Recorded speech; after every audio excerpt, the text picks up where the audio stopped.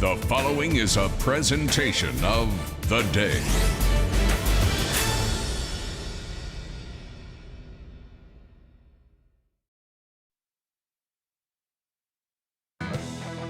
The top two seeds, both healthy and playing inspired basketball.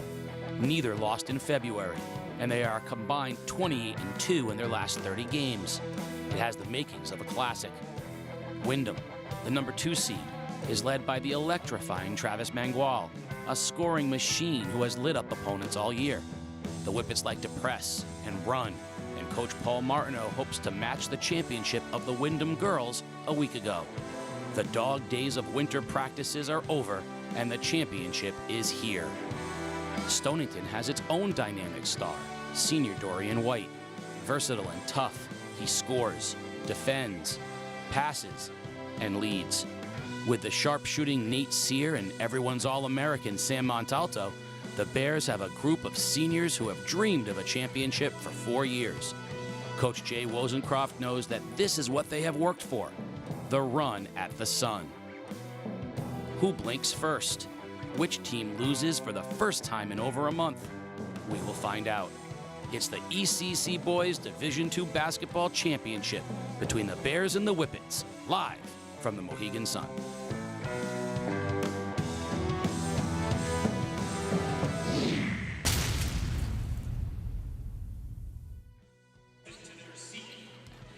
As the calendar turns to March, thoughts turn to championships in the ECC Boys Basketball, and what better place than to have it out at the Mohegan Sun, and it's all live on game day.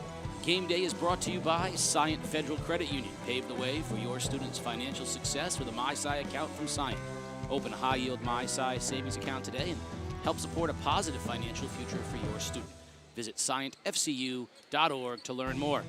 Casey O'Neill, along with the sports doctor Keith O'Brien. And sports doctor, I am very excited. We have 2 teams in the first game that are going to go up and down the floor, 2 teams in the second game that are evenly matched. It should be a fabulous night for championship basketball. Let's start off with 2 teams that haven't lost since I was in my 40s. Hot as a pistol, both teams. Casey, Windham coming in 14 out of 15, playing tremendous basketball down the stretch and putting up some big numbers and beating some people up along the way. Stonington Bears have won 14 straight, only 3 losses on the year for Stonington. Third time these 2 teams have matched up. Again, that Windham team early in the season, maybe you didn't know what they were all about. They had some guys out in COVID.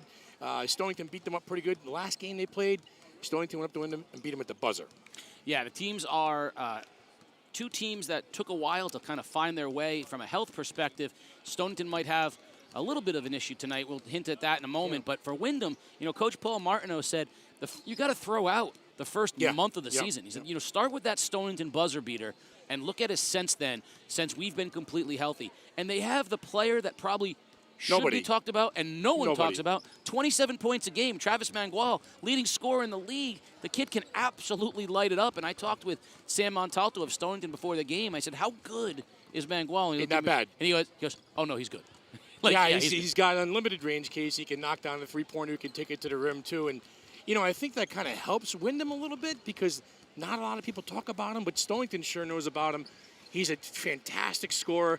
Windham comes here, again, on a roll. And we saw over the weekend, it's very hard to beat a team 3 times in the same season. We saw it with East Lyme and NFA. We saw it with New London and East Lyme. And it's tough to beat a team 3 times in the same season. Yeah, and you talked about Mingwell. We'll see what playing at the Sun does because a lot of the kids, we talked about this, it's a legitimate thing until you've played here before. Yeah, the shooting. Sight lines are completely different. The crowd, the depth, a lot of it's very different. You got lights that are very different, so you got to see. So it's good that he can get to the basket because sometimes it might make you a little more comfortable going to the basket when the sight lines of the long shots are a little different. The scorer will find a way to score. Yeah. So the scorer will find a way to score the basketball. And then on the flip side, Stonington's been putting up some big numbers all year on people too, and they've shown an ability, Casey, to win a tight game or 2 down the stretch of this season. A couple of 1-point wins here or there, and a couple buzzer beaters. Again, 69-68 victory here, 76-75 over Griswold. So they can win some tough games, and they can run it up on you too. Yeah, I thought Stonington was the 4th best team in the league, top to bottom. They lost by a point in overtime to New London. They lost in overtime to St. Bernard's, and that's it. And Westerly. And Westerly early in the year. But, I mean, they've won a lot of tough games, and that's a tribute. They've got some senior leadership. And, again, we go back to guys that were on the football team, guys that were on the soccer team, you know, guys that were all-state, all-American, state champions in soccer, football team.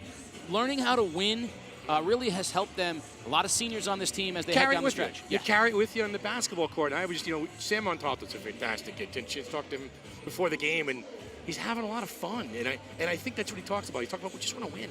Well, I asked him, I said, the last time you looked like a basketball player. In the past, you looked like a great athlete playing basketball. He goes, yeah, some nights it's still that, though. It's like, kick it in. You were telling him in the pre-games. Kick it in. Used to be. The player that makes Stonington go, though, is Dorian White. Yep. You know, he's their leading scorer. They run their offense through him. He's a little banged up tonight. And he's a little banged up in the semifinal. He got a cut over the eye, rolled the ankle. Yeah. Neither's 100%. He's going to give it a go. But if you want a storyline for tonight, it's see how much Dorian White can give you. When he's healthy, he's as good as anybody in the league. If he's healthy, this should be an absolute classic. So we're moments away. Let's turn it over to PA announcer Bill Glennie for your pregame intros. Boys basketball tournament championship game. Game number 1 tonight features the number 2 ranked Windham Whippets taking on the top-seeded Bears of Stonington.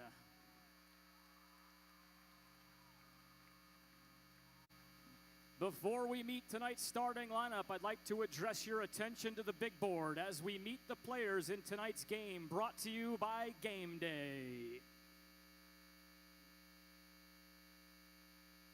Deansmill School. Windham and Deansmill Elementary School. Drew Johnson, Deansmill Elementary School. Cole DeVoe, Deansmill Elementary. Jax Bernard, West Vine Elementary. Aaron LaPresto, West Vine Street School. Alex Saperi, Deansmill School. Nate Sear, Deansmill Elementary. Dorian White, West Vine Elementary. Baxter Menzies, RMMS Regional Multicultural Magnet School. Josh Lord, West Vine Street School. Jack Sorrow, Holmes Elementary. Jack Jenkins Jr., Sweeney Elementary. Prince New Pacheco, Sweeney Elementary School. Zach Robinson Smay, the Charles H. Barrow STEM Academy. Tyler Walter, Sweeney Elementary School. Jaden Villafin, Natchog Elementary School. Malcolm Honor, Charles H. Barrow STEM Academy. Julian Cruz, North Windham Elementary School. Elvin Alonzo, Natchog Elementary School. Darian Jenkins, Barrow STEM Academy. Eric Rivera, Natchog Elementary School. Victor Mejia, Sweeney Elementary School. Anthony Green, North Windham Elementary School. Alex Lee, Sweeney Elementary School. Travis Mingwell Jr., Natchog Elementary. Isaiah Mingwell, Natchog Elementary. Luke Lowry, West Vine Street School. Now, ladies and gentlemen, let's meet our finalists. First, we begin with the number 2 seed in Windham. Currently 16-6 on the year, riding a 10-game winning streak, wearing their blue uniforms with maroon lettering. They punched their ticket to the sun with wins over Griswold and Plainfield. Coached by Mr. Paul Martineau. Put your hands together, Whippet fans. Let's introduce your starting 5. Starting at guard, a 5'10" junior, number 2, Jack Jenkins. Starting at guard, a 5'9" senior, number 10, Jaden Villafane. At guard, a 5'10" freshman, number 11, Malcolm Hunter. Starting at guard, a 6'3" junior, number 23, Travis Mingwell Jr. And starting at center, a 6'5" junior, number 24, Isaiah Mingwell.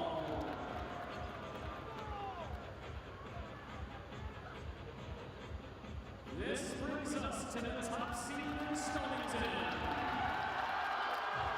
Wearing their homeboys with gold trim, they knocked off Wheeler and Kinley to earn their trip to Mohegan. Currently 18-3 on the year, riding a 14-game winning streak. They are led by head coach Jake Rosencraft. Make some noise, Bear fans. Let's meet their starting 5. guard, a 5'9" senior, number 3, Camden Hitchie. Starting at guard, a 6'1" senior, number 5, Windham.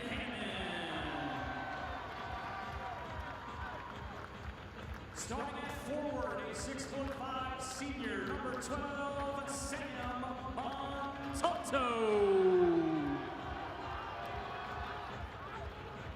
At forward, a 6'3" senior, number 23, Nate Sear.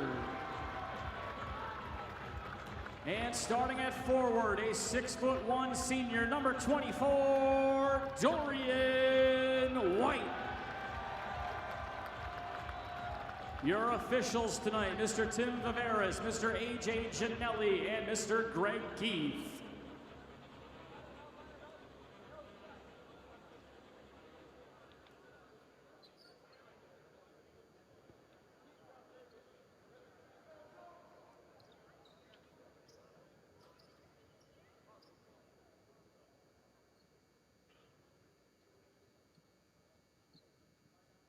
Ladies and gentlemen, at this time, we'd ask that you please rise and remove your hats as we honor America with the singing of our national anthem. Tonight's anthem is being performed by the Ledyard High School Chamber Choir under the direction of Melanie Cometa.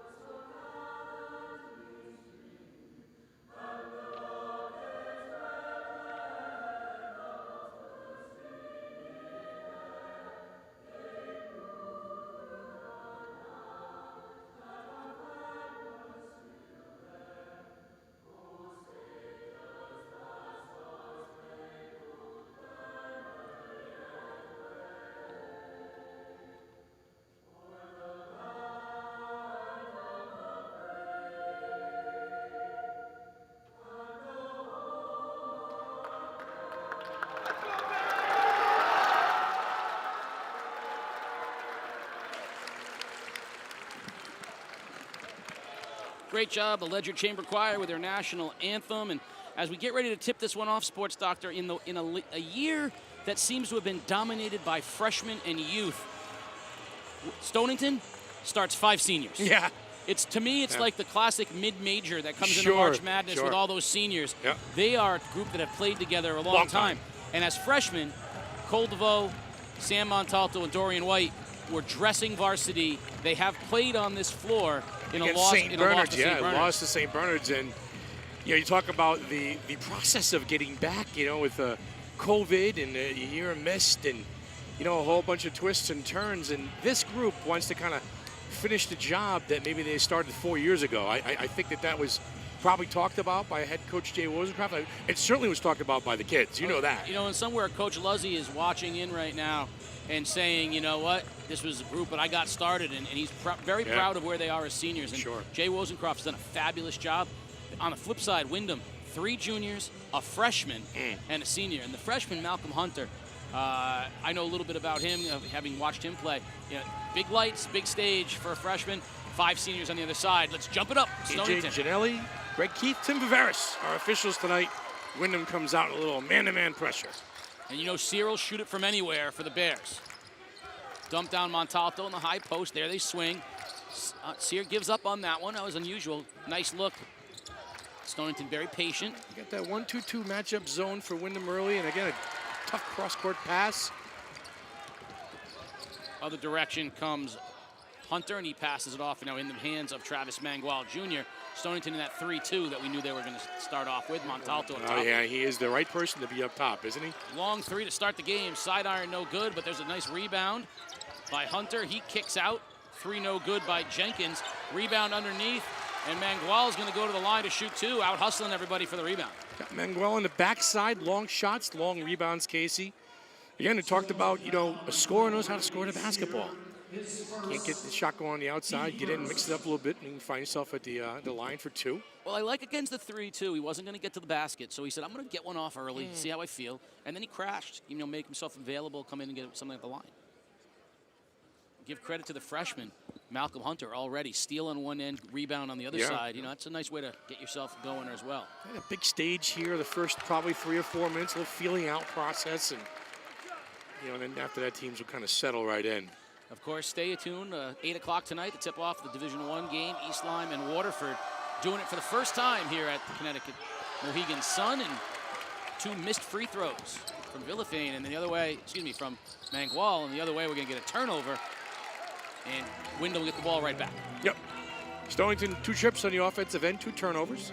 Settle down out there, young men. Let the game come to you. Let it breathe a little bit. Yes, we're going to say a little pressure here, a little 1-2-2. I love that. This is a common pressure when you're playing a 3-2 because you settle right back into the 3-2.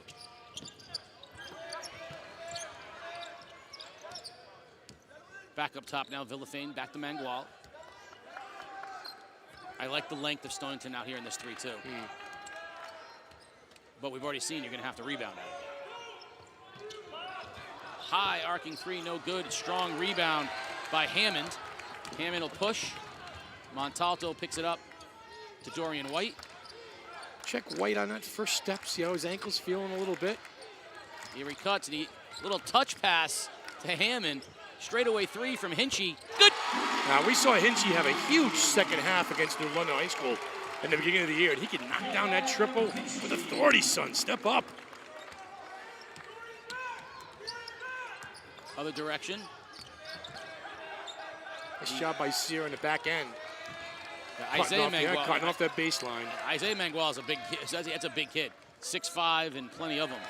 That's a lot of effort down there. Dorian White, when the gimpy ankle, is going to be down there. And I think Mingwell's got to take advantage of that side of White. White's ankle is definitely not 100%. Drive, kick, 3-pointer short. But there's Mingwell underneath for the finish. Got a box out on that back end. Isaiah Mingwell for 2 at the rim. A little pressure here by Windham, Casey. They look to trap in the half-court set. Back-to-back threes that Sears given up. A little surprised by that. Nice look underneath the Montalto. Puts it to the floor and scores over Mingwell. You told him to kick it in warm-ups, did you not? I did. I said, use your feet.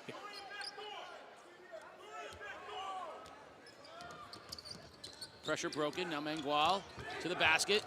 Floats, hangs, and scores. And that's what he wants to do. They want to attack. Once they get over half court, they want to attack that pressure. And again, White half a step slow getting back, Case. Hinchy with another 3. Got it. Cam Hinchy heating up. Lights aren't bothering that young man. 2 for 2. Mingwell evades the trap, cuts into the lane, hangs, floats. Can't get it to go. Good rebound by Sear. But you can see Mingwell can get his shot. He can get up. He can get it anytime he wants. White just over the top. And that's because Sam's not used to using his hands.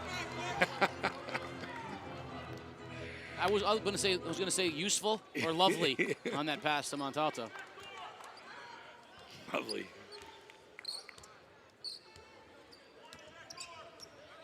Villafane picks up his dribble. They want to attack that pressure right off the bat. Hunter, Mingwell hangs, floats, and we can see already that's where he is going to be living.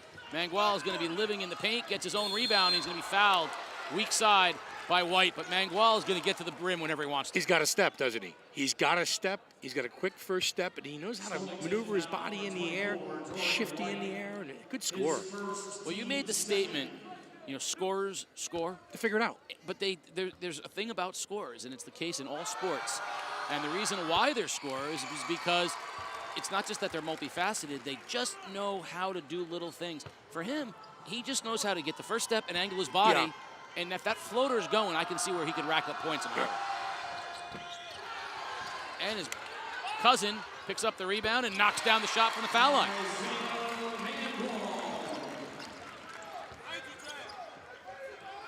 Pressure here by Windham. White has Sear underneath. Cross court, Hinchy, third three-pointer. Weak side rebound, Sear.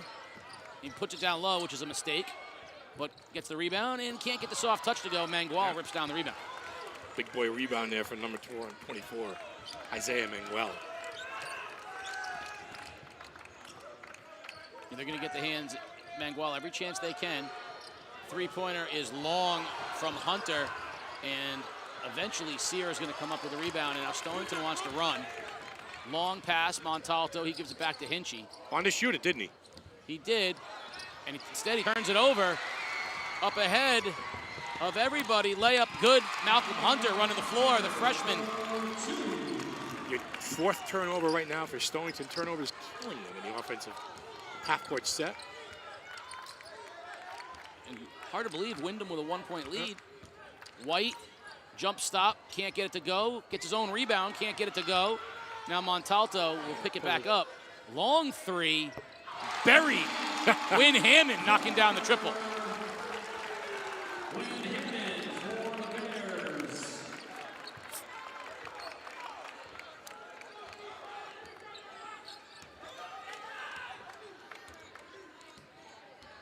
You can already see these two teams very comfortable with each other. There goes Mingwell, nifty reverse, glides in the air, flips it back. That's a scorer's touch. How do you check him?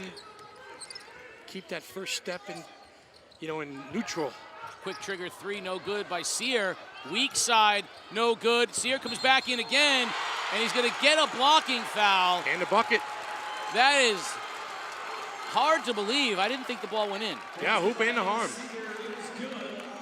Foul's going to be on Hunter, I'm sorry. Well, there's the long three. Let's take a look. There he comes flying in. Oh, the friendly roll, all right. Hoop and the harm, Casey O'Neill. So that was a little taste of their own medicine there. Stonington coming weak side, crashing the boards off the missed three, and Sear goes to the line.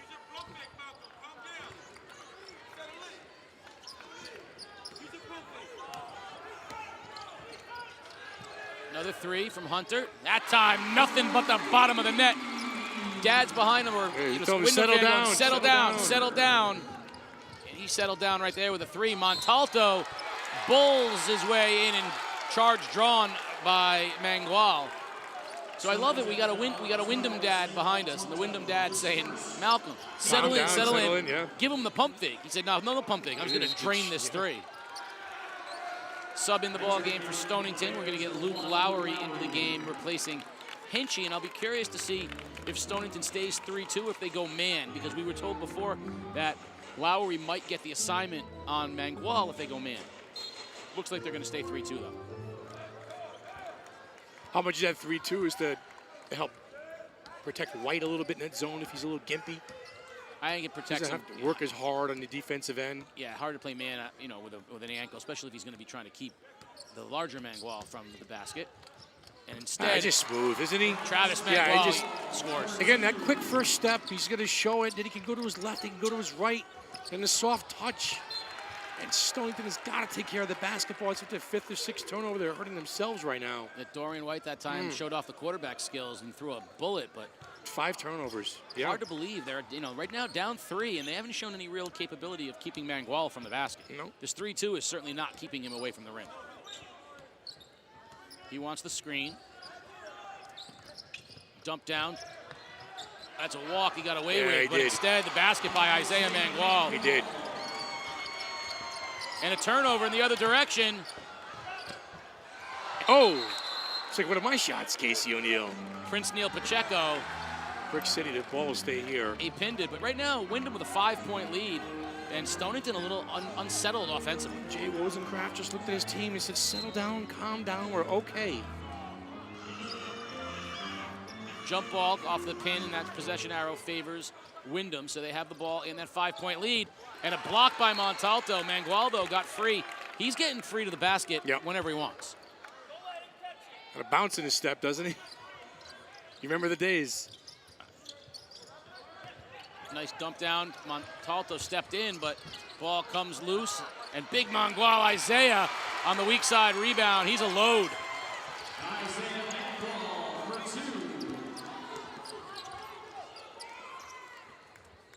Lowry dumps down. Montalto can't get it to go. And a good rebound. Yeah, right now Windham doing work on both ends of the glass, Casey, defensive and offensive end. Second chance scoring opportunities. One of them done on the offensive end for Stonington, so the board's being hit by the Whippets. And another three from Malcolm Hunter. Knocks it down, and it's a 10-point Windham lead.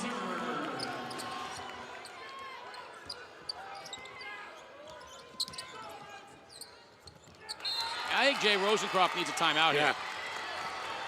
He's going to try and ride it out. He's got 13 and a half seconds left to go in the quarter. Well, down 10 right now, Coach Martineau. This is the Windham team that he knew he had. You know, you got Mingwell can get to the basket. Isaiah Mingwell is a fierce offensive rebounder. And if Malcolm Hunter, the freshman, is going to knock down threes, they become really dangerous. Under 5 seconds here, 10-point lead. There goes Mingwell, hangs left hand. Oh, trouble. Travis Mingwell is a scoring machine. And he's fired up here at the Sun. 12-point lead at the end of period one. All right, I think he wears number 23 for a reason. One step, one hop, one bounce. A little destruction along the way for two. Send it in.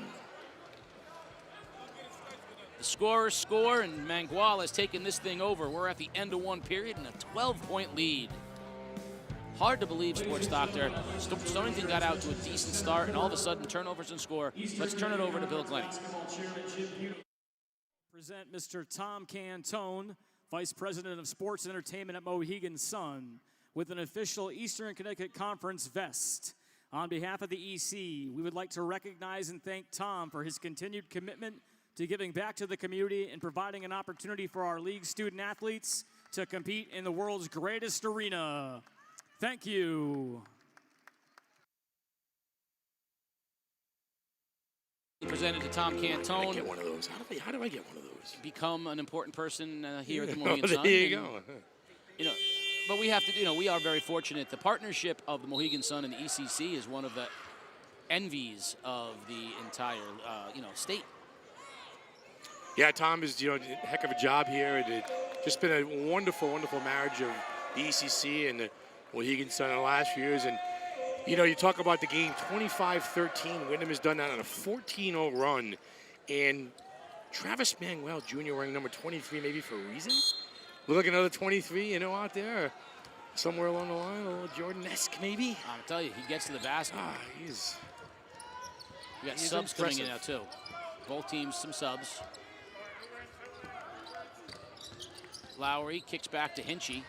To Sear. Sear wants it. He has not shot that three ball yet. Zone for Windham is active hands, pushing that Stonington offense further and further out every time they get the basketball. Quick. Lowry drives, hangs, basket is good, and the foul. Luke Lowry will go to the line. That's going to make his mom happy. Yeah, the step in that time by Lowry, Casey. Peeks in right here, just a little bit of a look, get things organized.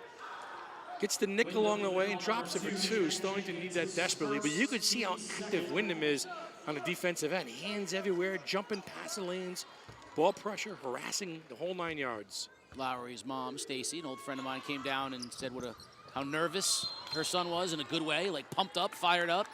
And he's going to have to do that right now because the scoring for Stonington, other than those three-pointers by Hinchy, has been non-existent. Lowry can get to the basket, give them a little extra. Got a violation? We got a foul. Foul on Mingwell. Little shoving. It's a big possession here for Stonington. Down 10, can they get it back to single digits? And it's a turnover instead. Again, active hands on the defensive end, hands up, jumping the passing lanes, everything. There's Mingwell. Beautiful look underneath. Can't finish, but Zachary Robinson Smay will get to the line, and he'll shoot two off a great feed from Mingwell. Well, that's where you see Mingwell at time to zip past the look. And what happens is when you're scoring the basketball, when you're coming into the rim, you're going to draw a lot of attention. The defense comes up. He finds the open man on the baseline. Windham at the line for two. Smay knocks the first one down. Zachary Robinson Smay? Yeah. I do. The Hampton Smays. Kid's a great athlete, quarterback on the football team. Yeah. Went up strong right there and knocked the first free throw down. Second one in and out. Montalto on the floor. And instead, it's going to be turned over. Mingwell kicks it back out. He wants it back. Spins to the lane, floats over Montalto. No good, coming the other direction. Lowry wisely picks up his dribble. Take care of the basketball, move it, get some good looks. Sear, step back, step in, bang! That was from downtown for Sear. 5 points for Sear. Leads back to 8 now, so back into single digits. They got Cole DeVoe back at the top of that 3-2 now. Dump down, Isaiah Mingwell spins. Nice move, can't finish. But the big guy showing a good move, and Montalto's foot was on the line, and it's going to stay Windham ball, but I like the little drop step move from the big guy. You know, White checks back into the game. He got a bit of a rest. See if he can give it another go with that ankle.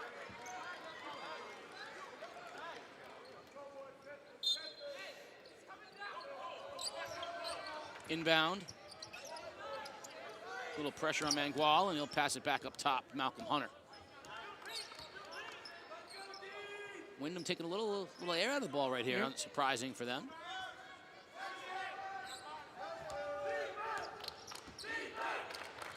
Mingwell spots it up. He wants to drive instead, and he does, turns it over. Out the other side, DeVoe. DeVoe pulls it up. White eyes up a 3. Back iron, no good. Ball comes right to Montalto. Nice tip from White to Montalto, and we're down to a 6-point game. Yeah, it was a good look by Dorian White that time. Just a little too strong off the back rim. Hopefully get himself going, but Montalto active. Active by the rim.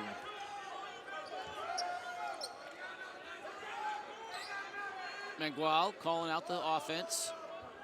DeVoe will come out to put a little pressure on him. You got to trap him. If he beats the trap, he's going to get to the basket. You got to be able to stop his dribble up top. There he goes, splits it. Jump step, hop, lefty. Can't get it to go. That was a good move from Villafane. White with the ball now. There's the shooter, Hinchy, 3-ball, side pocket. Got it. Yep. Just like that, 3-point game. Sear knocking him down, Montalto knocking him down, and Hinchy, 3 from the corner. We said 5 seniors, they're not going to get rattled, and they've got themselves back in it. You see White finds the open shooter, and like you said, Sports Doctor, he is not afraid of the bright lights of the sun. No, 3 for $1 for number 3. This timeout brought to you by Groton City Utilities. As a leader in southeastern Connecticut, we provide essential electric, water, and other services at prices which reflect exceptional customer value and quality. We enhance and support the vitality and livability of the communities we serve. It's Groton City Utilities. You know, Windham has an opportunity to do something pretty special, which is go back-to-back girls and boys Division II championships. The girls played so brilliantly with a very active fan section, great parents, very loud parents, and the boys have the same. The Stonington, I give the Bears Lair credit. They showed up tonight. They got a nice white out going, and they see their boys back within 3. Hinchy with 7 3-pointers on game day. In a game and a half, less than a game and a half. How's that? Likes it. Bright lights are shining. I can knock him down, coach.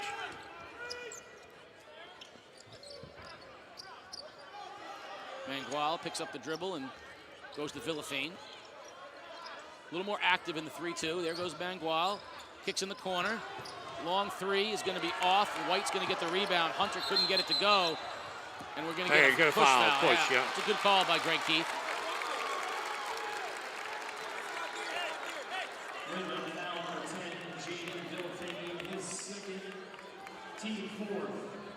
Villafane on the foul. 4th team foul. Yeah, he gives Stonington a lot of credit. They were down by 10 in this game, and they fought their way back to, a 1-possession game. And when you got some kids that knock down some 3-pointers, and you start to clean things up on the offensive end as far as turnovers, you get Montalto involved in a second chance scoring opportunity. Right back in the game. That's what you talk about the seniors. White has it stripped from behind. Here goes Mingwell, ahead of the pack. Hangs in the air, and they're going to get a blocking foul on Hinchy. He'll go to the line to shoot 2. Mingwell is just slippery. Yeah.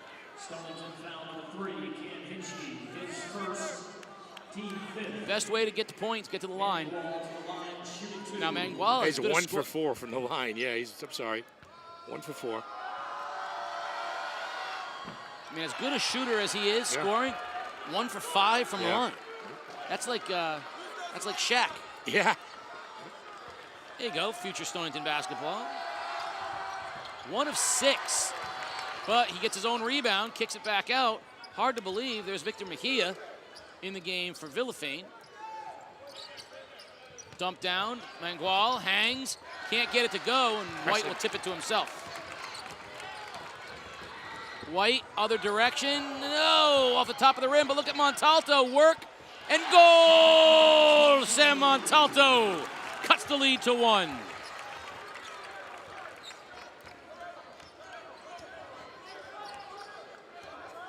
Anthony Green sets a screen for Mingwell.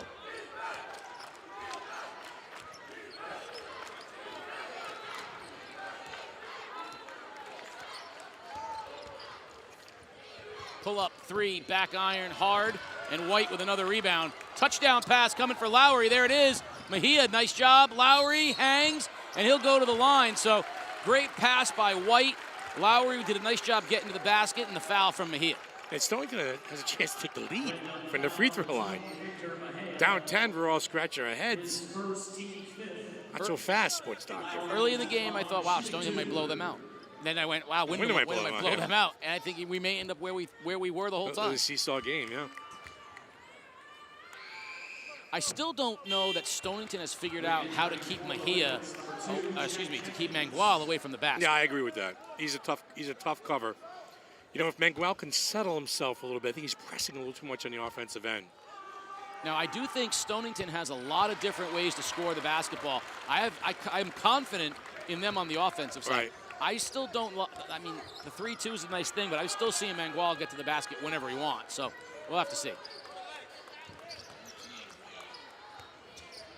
Open look.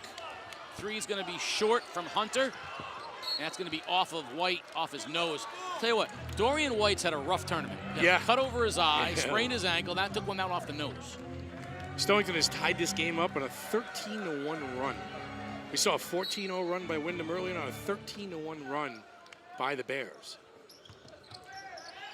In the corner, Hunter kicks back up top, swinging around the perimeter now. There's a 3 from Pacheco, no good, and strong rebound. DeVoe to the ball. You know, Casey, Stonington doing a better job on the defensive side of the glass. Yeah, that more so than, They've sewed things up and rebounded the basketball. Windham was feasting off of second chance opportunities early in this game. White to Lowry to Hinchy. Touchdown Bears, 3-pointer from the corner. Hinchy with 12 to lead the way for the Bears. His 3rd triple of the night. 4th triple of the night, check that. Great ball movement, White to Lowry to Hinchy. Pacheco for 3, that's gonna be short. Great rebound, weak side by Hinchy. They want to run. Numbers here. Up ahead, Lowry, reverse, no good, and there comes Mingwell the other direction. Mingwell floats and scores. Oh, there it is, under control. The easy touch that time. The ability to get to the 10, 11 points for Mingwell. White drives, floater of his own. That's pretty from Dorian White. That's his game, isn't it? Get into the paint, hit that little jump shot. Maybe getting a little more confidence on the ankle, too. I think some of it's mental, too. Yeah, first bucket of the game, too. Maybe they get some cooking a little bit. Under 2 minutes, 1:45 remaining, and 3-point Stonington lead. Mingwell has the ball for Windham, looks for a screen from Green. Pulls up for 3. Back iron, long rebound, though, Pacheco. And there's, just missed Lowry instead. Nice look underneath, and a beautiful look from Mingwell to Anthony Green for the basket. Good ball game here at the Sun Partner. Tap things off. White drives, stripped. Hunter hangs in the air, and foul's gonna be on Stonington, and Anthony Green will go to the line to shoot 2. Second foul on Hinchy. Anthony Green to the line, shoot 2.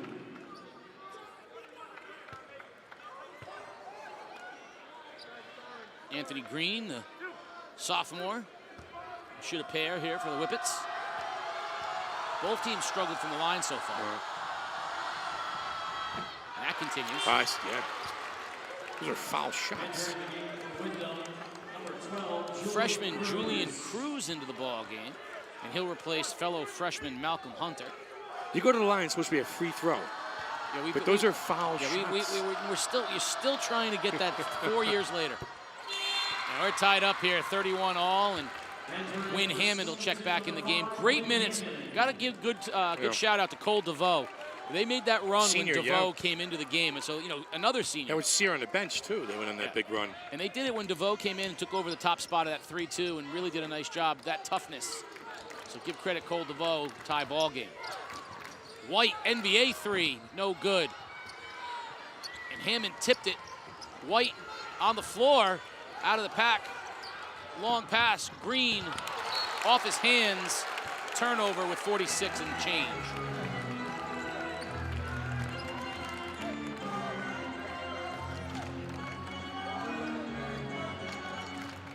Stonington with 45 seconds now remaining here in the half. Tie ball game. Little seesaw action back and forth after runs from both teams. Hinchy to the basket, hangs, tips his own rebound out, and it's saved to White.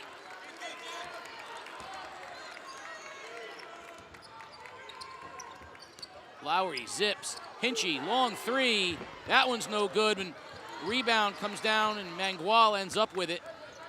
See if Windham gets off the last shot here in the first half.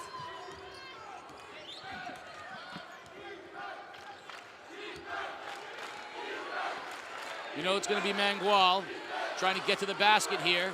5 seconds, looking for a screen from Green.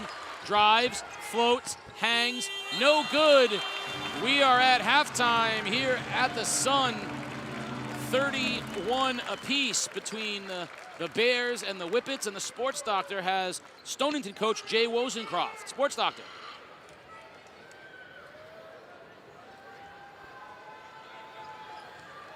Coach, they went on a big 14-1 run early. You guys came back with a 13-0 run yourself. What was talked about when you guys are down by 10? Can't get it all back in one possession. Stay calm, relax, settle in, and we'll be fine. All right, now how do you keep 23 away from the rim in the second half? You got any answers? Because we're trying, man. We're trying to keep it compact. He's tough, man. He's a hell of a player. Yeah, what's the message in the locker room? Got to just keep grinding. Hey, 0-0 ball game. We got to keep rolling. Everything's on the line here. We got 16 minutes to get a championship. Good luck in the second half, Coach. All right, Sports Doctor. There you said anyone that wants to send Coach a text message to how to keep Mingwell away from the rim. He's looking for answers right now, but his team came back 31 all here at halftime. We got a lot of basketball left tonight. You've been watching Game Day live on day.com. Pave the way for your students' financial success with a MySci account from Scient. Open a high-yield MySci savings account today and help support a positive financial future for your student. Visit scientfcu.org to learn more. Game Day is brought to you by Waterford Dental Health. At Waterford Dental Health, we provide solutions to all of your dental needs. Your smile is our top priority. Visit us today at waterforddentalhealth.com and by Core Plus Credit Union. Love the home you're in? Well, borrow based on the finished value of your home before your renovations begin. Apply today at coreplus.org. Last basketball season, Dorian White and the Stonington Bears didn't get a lot of attention. You know, just as a basketball program and the kind of how we operate over here, we don't get a lot of pub and stuff like that. We're very quiet, and Dorian, I think, kind of takes on that persona. Like, he kind of just goes to work. Yeah, we're definitely an underrated team. People don't really see us. That's why this year, people are going to be surprised with us because we got our team that we've been wanting since freshman year.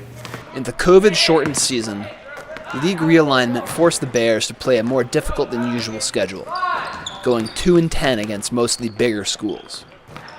Yeah, it was difficult. I think we embraced it at a certain point. I know to start, like it took us a while to get our first win, but I think once we kind of realized, like, hey, there's no bailout here. Like, we kind of have to go through this. We got to face this head on. I think we embraced it, and I think it's helping us this year. We lost, I think, 3 or 4 games last year by 3 points. One at the buzzer against St. Bees, which was an 86-83 game. Like, we were pretty competitive for the most part. And it was hard as the coach to kind of come in. Some days, we lose 4 in a row, and morale was down. But like, when we tip off, like, guys were ready to go. So that's kind of helped us, into this year. No, it was definitely helpful because now that we dropped the division, we're used to seeing all the teams like NFA and St. Bernard's and Fitch. So it definitely helped us. We definitely got better off of it. It's definitely motivating because we want to be seen by other teams as, like, don't take us easy. Bring us everything you got. If Stonington is going to achieve their goals, White will be a big part of their success. He's kind of our, do everything. We need him to rebound, he does that. Ball handling, he does that. We haven't really played a lot of games yet because of different things, but usually the ball's in his hands, usually good things usually happen. When locked in, when right, Dorian's a handful. And I think a lot of guys around the league will start to see that. We're quiet as kept over here, like I said, but when the stats start piling up, I think he'll get his recognition in due time. Jeff's a guy that when I first saw him play in middle school, he was the sixth man with this group of juniors, and he's just come, so far, so far. I don't know when he started to play the game, but in the 7th, 8th grade, he looked like he was a little behind. I was curious. I should ask him. Back in elementary school, around 3rd grade, I saw my older brother play rec and stuff, and it just looked really fun to me. So I decided I want to try it out. And first, it was pretty bad. A lot of times, wow, that kid's a good player. He's going to be good in 7th or 8th grade. And Jeff was a question mark. And still, to start the season, I still called him like an ugly duckling. And the other day I said, finally, you're a baby swan, because I think he's got tremendous potential. Right now he's our leading scorer, our leading rebounder, shot blocker. He's even got a few assists in there. He's a shy guy, he's a quiet guy, very unassuming, he's well liked by everybody. And comes from one of those big families. When they show up, it's like they took up 8 or 10 places because his brothers and sisters, aunts and parents and so forth. Just a down-to-earth kid, no big head. And I said this summer. When I saw him play in the summer, I said he's gonna be our best player, and I think he will be. Summer league, it was really different from what we had to do in the regular school season, going against higher schools like NFA, stuff like that. It was just a really big change, and I realized I have to step forward. And ever since then, I've just been putting in the work every day. This team is still, they're still kind of babies. I don't have a senior in the whole, no seniors. I have 10 juniors. No seniors on our team.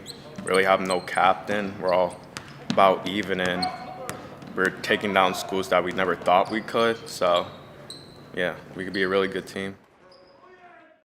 Hi, my name is Seth Cunningham. I play for the Anthem Crusaders. I go to Norwich Tech. Early on, obviously flag. We went to Griswold. I went to Griswold for middle school, so it was a big part of our life because my brother played, and I always watched him when I was little. And we just got involved in flag, and then that's how I met most of my buddies from middle school and elementary school is through football, and I just kind of grew a passion for it. How'd you choose Norwich Tech? My brother went there, and seeing how he got out of high school and how he was successful, it really I was passionate about it. I really wanted to go there. A big influence on me? My brother. He's been a really big influence on me. He just motivated me all the way through when I was little. He's always helped me out. He's taught me a bunch of stuff, and he's helped me train for football. How is it playing with a group of guys that are not all in the same school every day? It's an adventure, it really is, because most teams, the kids grew up playing together. They grew up in middle school playing football together. We didn't really have that. We just kind of, at some workouts, we see them, we meet them, and then we start playing with them. It's awesome, though. I love all of them. A lot of it is we'll hang out outside of practice because we have practice, but that other time that we can spend together, it really gels us together as a team. We have pasta dinners every pre-game day or night, and we'll do breakfasts right before the game every time, which we love. And a couple of us will go out to dinner right after we get a win, which is awesome. We all love it. Who's someone that's been important to you in school? Definitely my shop teacher, Mr. Stockton. He's helped me through a lot, and he's taught me about the trade, and he's been a role model for me. After high school, kind of undecided so far, but I'm really looking to join the military and then pursue my trade in the military. The Bears' lair in a whiteout, traveling well here to the Mohegan Sun, has seen their Bears get back into it. Yeah. Sports Doctor, we thought for a minute that it might be a blowout. Windham had all the answers, but those seniors of Stonington knew what to do. How do you answer a 14-1 run, a 13-0 run yourself? And, a lot of outside shooting for Stonington and some tremendous play off the bench, too, for the Bears. You talked about Lowry and Cole DeVoe and some of these other seniors coming in and giving Stonington some real good minutes off the pine. Yeah, it was a big turning point in the game when DeVoe came in. It was the end of the first period. Yeah. Mingwell had just scored. Yep. At the end of the first period. Wyndham was firing on all cylinders. Yeah. And DeVoe came out and got the top of the 3-2 zone, which shuts off Mingwell's driving to the basket. Yep. But then what they also did is they tightened up their rebounding on the both ends of the floor too. So, no more second chance scoring opportunities for Windham on the offensive end. Little highlights here from the first half, Casey. You see early going, the Bears moving the ball around, and our guy Hinchy knocking down the triple. Talto active at the rim as well, soccer player. And again, Hinchy from the corner. 5 3-pointers in the first half alone for Cam Hinchy. Windham getting out in pressure and getting some easy scoring opportunities. And there you see Mingwell. I asked Jay Wozencraft, how do you keep him from the rim? He says, you tell me. At halftime, I thought it was a great quote. And again, the glide through the air effortlessly. Moving the basketball, and boy's father behind us tripping, telling us how to shoot 3-pointers. Malcolm Hunter buries the triple. But just a lot of good action back and forth. And that was at the end of the first quarter, and Mingwell was fired up at that point. And there's the spark from Lowry. Yeah, Lowry comes in off the bench, and him and Cole DeVoe, like you said, Mentorto again is the goal by Mentorto. The kick out, the 3-pointer, and again, Stonington in the game. Bears lair being represented here. Some great action, and you know what? You're not going to go without offense in this game. I think you're going to see it from all ends. And if there was a suspect part of the first half, it was the free throw shooting from both teams, especially Windham. I mean, when your best player went 1 for 5, was it, from the free throw line? Yeah, That's unusual. Maybe he needs to move back or see if he can do a floater from the foul line. But he's been effective mostly in the paint from about 8 feet or at the rim. He hasn't knocked down a triple, I don't think, tonight. No, he has not. Mingwell has not knocked down a triple tonight. So, the 3-point line hasn't been friendly to him. So getting into the paint and he'd found the cutters early on the baseline, but Stonington's done a very good job sewing things up on the defensive end. Make it hard for him to get to the basket. Yeah. When he gets to the basket, don't let him find open guys. Right. And then rebound. And that's, if he's going to make, Easy. It's not when he makes them. Yeah, right. Because when he makes them, there's nothing you can do. Sam Montalto before the game said, I said, 27 a game, Sam. I was like, right. What am I missing? And he goes, everyone thinks that he's a knockdown shooter. It's not that. He goes, he can get to the rim. Right. And he's really hard to stop when he gets to the rim. Yep. Stonington being down by 10, the 2 big adjustments I believe that they made is they secured the glass a little bit better on both ends of the floor, and they got tremendous bench play. Those are the 2 keys to getting them back into this game and tied up at halftime. Yeah, you saw in the highlights, Montalto tips the ball to himself, put it back. White gets more involved. So on the defensive glass, they sealed it up. And then they were working harder on the offensive side of things, still turning it over too much. So both teams are probably feeling like they should be up 10 right now. I think certainly Windham thinks they should be up 10. I think Windham thinks should be up at least a half a dozen or so, yeah. And Stonington probably says, hey, listen, if we didn't turn it over 20 times. So let's start the second half with the Whippets basketball. Back into the 3-2 are the Bears, and Pacheco looking in the corner, shooter Mingwell drives, pulls up over the top of White, and then the weak side tip, rebound, and finally Isaiah Mingwell puts it in. White, zip pass, Montalto finishes. Too much celebrating going on one end for Windham.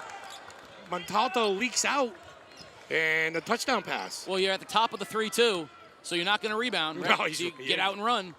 Cherry picking. He said he wanted to dunk tonight. He thought he had a chance on that one, but got a little too underneath. Mingwell, Isaiah bullies his way to the basket. Can't get it to go, and White with the rebound. That's a strong move, though, from Isaiah Mingwell. White drives and seared to Hinchy. Those are the big three-point shooters. Yeah, I see. I thought about it from the parking lot behind the NBA three-point line. White to Hammond now. Back up top, Hinchy. A little more methodical here, first possession. Hinchy drives, hangs, short.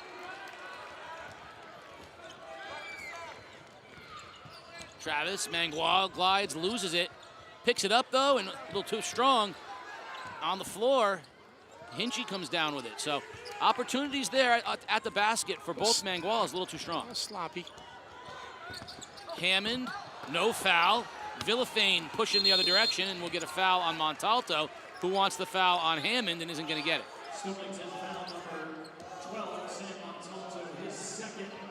Second on Sam.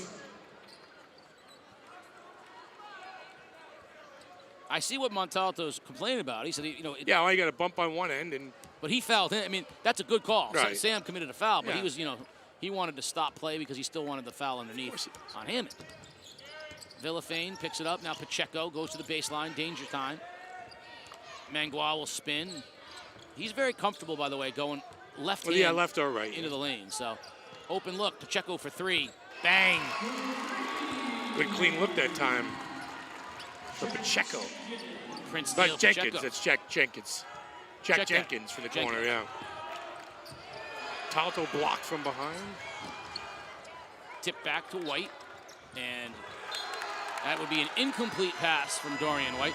So check that. It was not Prince Neal Pacheco. It was Jack Jenkins, the three-pointer by number 2 in the corner that has given Windham a three-point lead.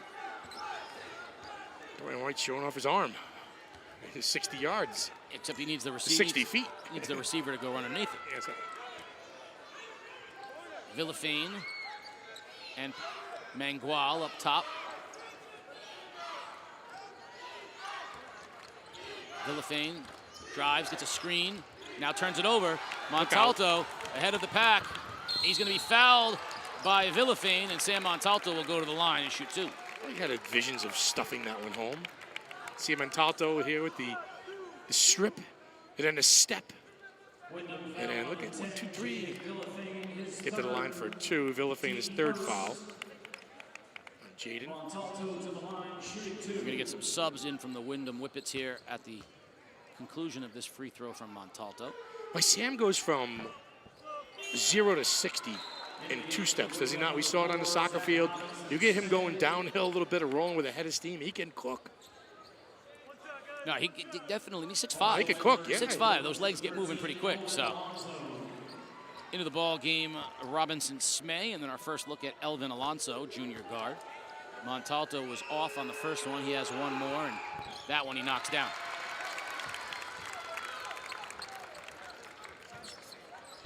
$10 points for Montalto.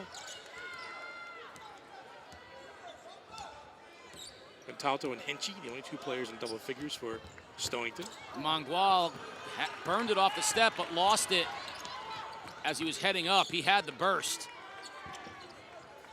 White pulls up just inside the three-point line, and a beautiful look to the cutting Hinchy for 2. Hinchy with 14, way to move without the basketball and the recognition. Getting things organized out there is Dorian White.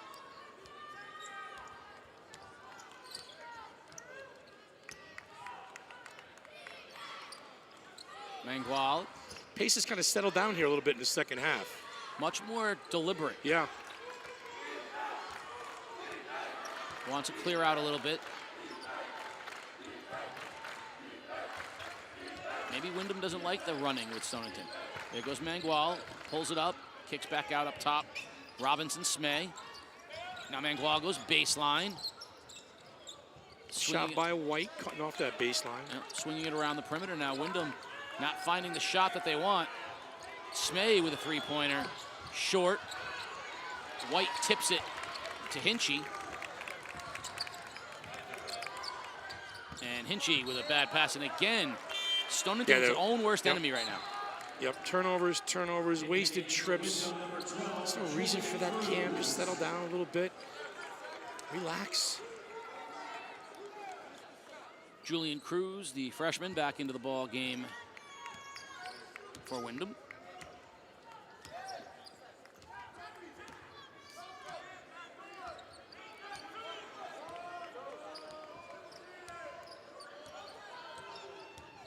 Much more deliberate out of Windham here in the second half. They're slowing it down a little bit. Looking for the shooter in the corner. There's Hunter. Nice look. Stripped. Good hands by Sear. Good hands, yeah. Good hands by Sear. The run out that time by Hammond, and then a little nickel dimer on the outside. But, you know, Stonington, you know, just taking care of the little things on the defensive end much better than it did in the first half, Casey. Not a lot of penetration into the zone. Doing a better job on the glass, doing all the little things right. And I talk about little things. How about getting number 24 cooking a little bit?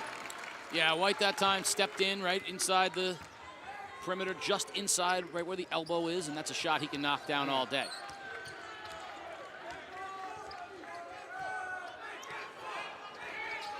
Under 3 minutes.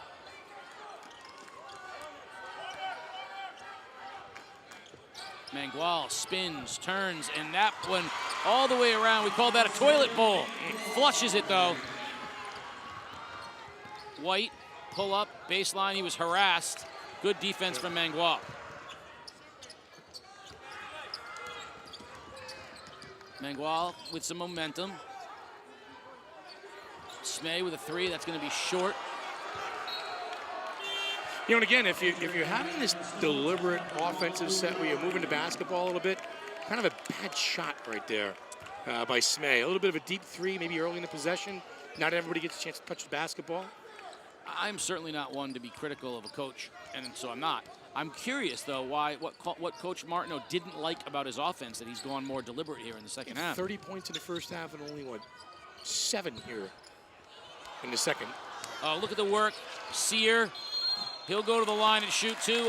White had the nice look. It was in and out. Sear, though, outworking everyone from the glass, and he'll now go to the line. Back to Windham for a second, though.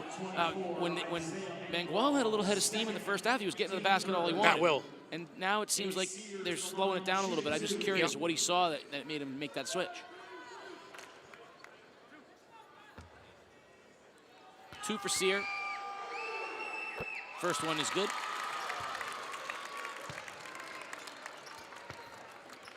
I would tend to think if this game slows down a little bit, it kind of favors Stonington. I think they have more ways to score. I mean, Windham has the definitive scorer. Yeah. But I think Stonington has more ways to score. Montalto will get a breather. DeVoe will come back into the ballgame. So DeVoe and Lowry on the floor. We saw those great minutes from them in the first half. 2-point lead for the Bears. Under 2 minutes remaining in the third period. And DeVoe, like you said, up top, takes over for Sam in that zone. Played big minutes in the first half.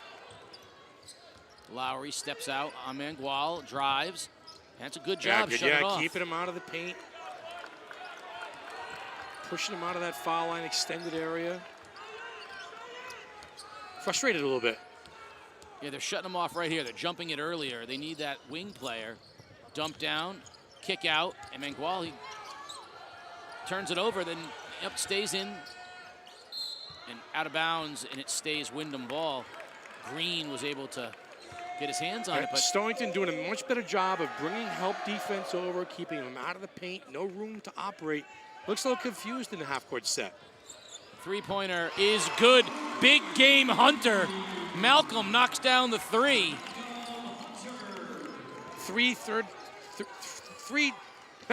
Third three of the night. How's that for a tongue twister? Hunter. Lowry.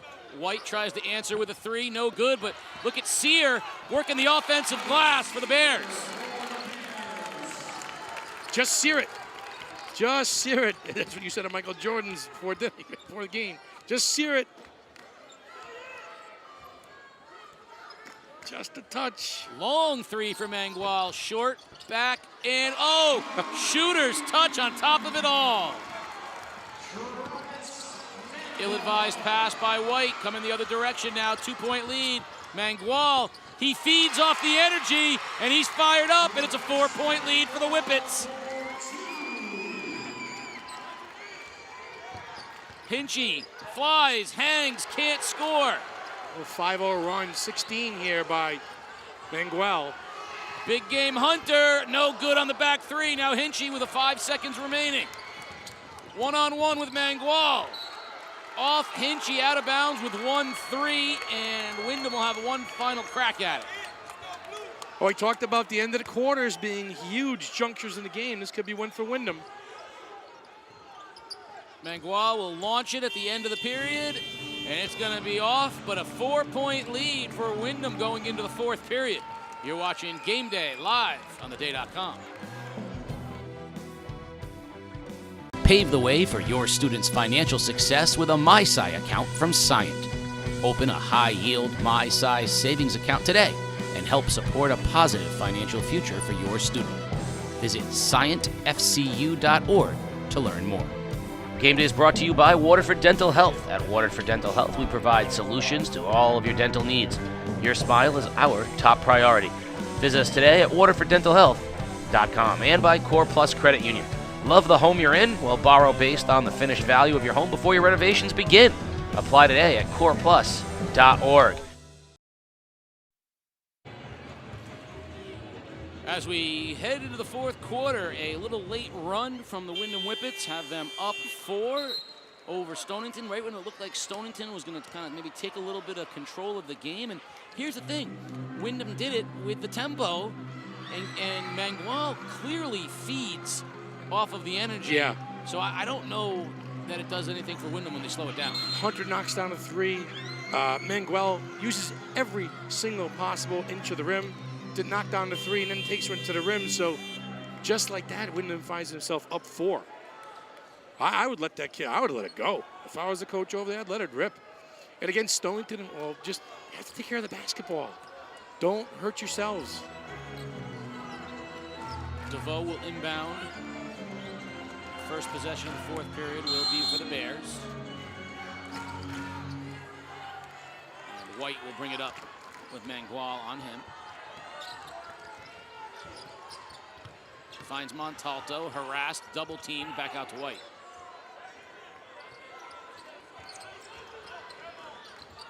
White drives, floater. That's a beautiful move from Dorian White. Yeah, nice job on a high ball screen that time by Sam Montalto too. The free White. You know, and when White makes a decision and a commitment, he can score the basketball. Nice touch, doesn't he? Yeah, he and Mingwell both do really well when they get a little bit closer. There's Hunter, spot up 3, no good, and Sear, that's a real nice job. And he loses it on the other end, and he's gonna foul Mingwell going to the basket. Sear did a great job with the rebound, but you can't put it to the floor.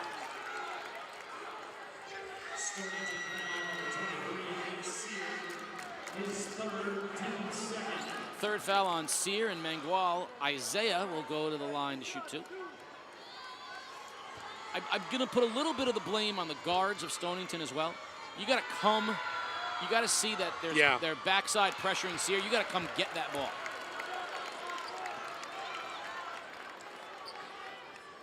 Mingwell misses his first. Windham just dreadful from the free throw line tonight.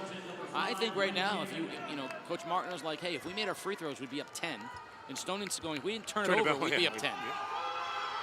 One more for Mingwell, and that's too strong. And tipped rebound comes down to Hammond. Up ahead to White.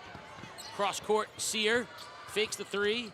Step backs just inside the line and knocks it down. Well, he's got a nice touch for a big guy. Again, the fake the 3, the step in, and then the pull up from just inside the 3-point line. NBN, nothing but nylon. All tied up at 46. Oh, what a look! Mingwell to Mingwell. And a 2-point lead for the Whippets.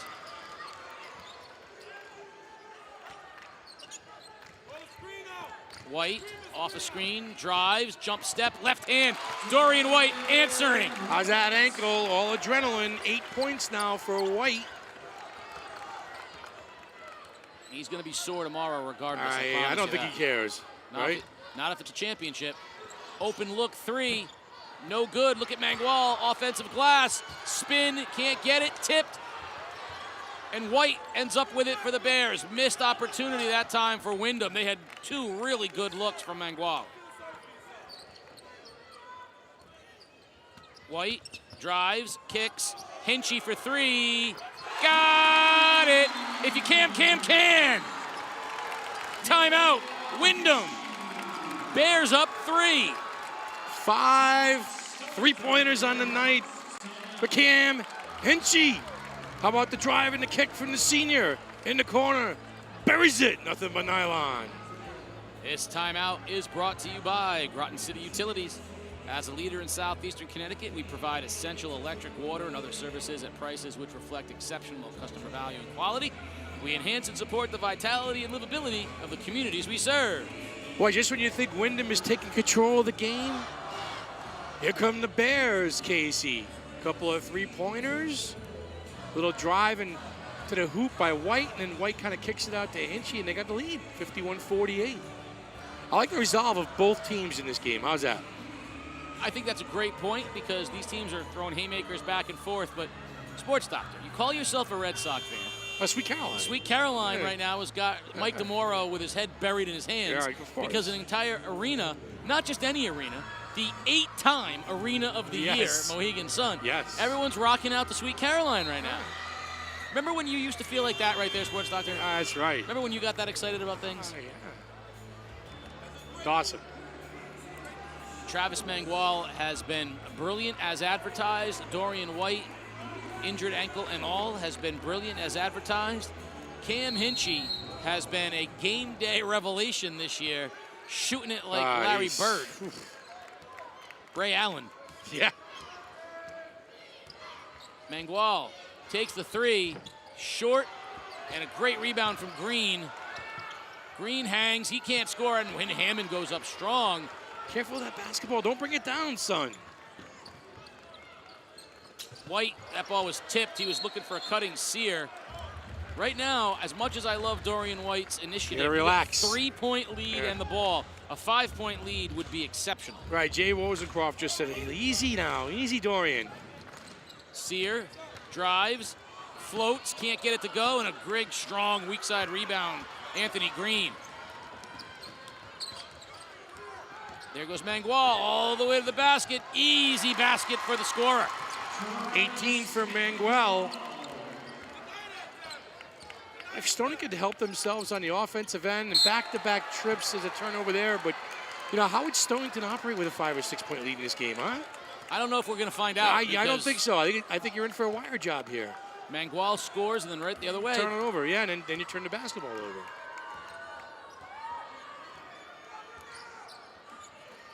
Mingwell has not knocked down that 3 yet. It's been all drives to the basket. I imagine on a night when he's able to hit the 3, he's impossible. Yep. In the corner now, Mingwell hangs, floats, baseline, can't get it to go, and Sear. Beautiful job with that time. Weak side rebound. Settle and gather here. Take your time. Get the ball into White's hands.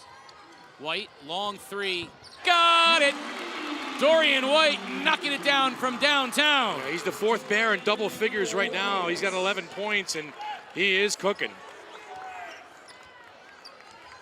And there's that 4-point lead, so now Windham needs a basket. Stonington needs to stop. Mingwell drives, hangs, no good. Sear with the rebound. Hinchy pushing the other way for Stonington.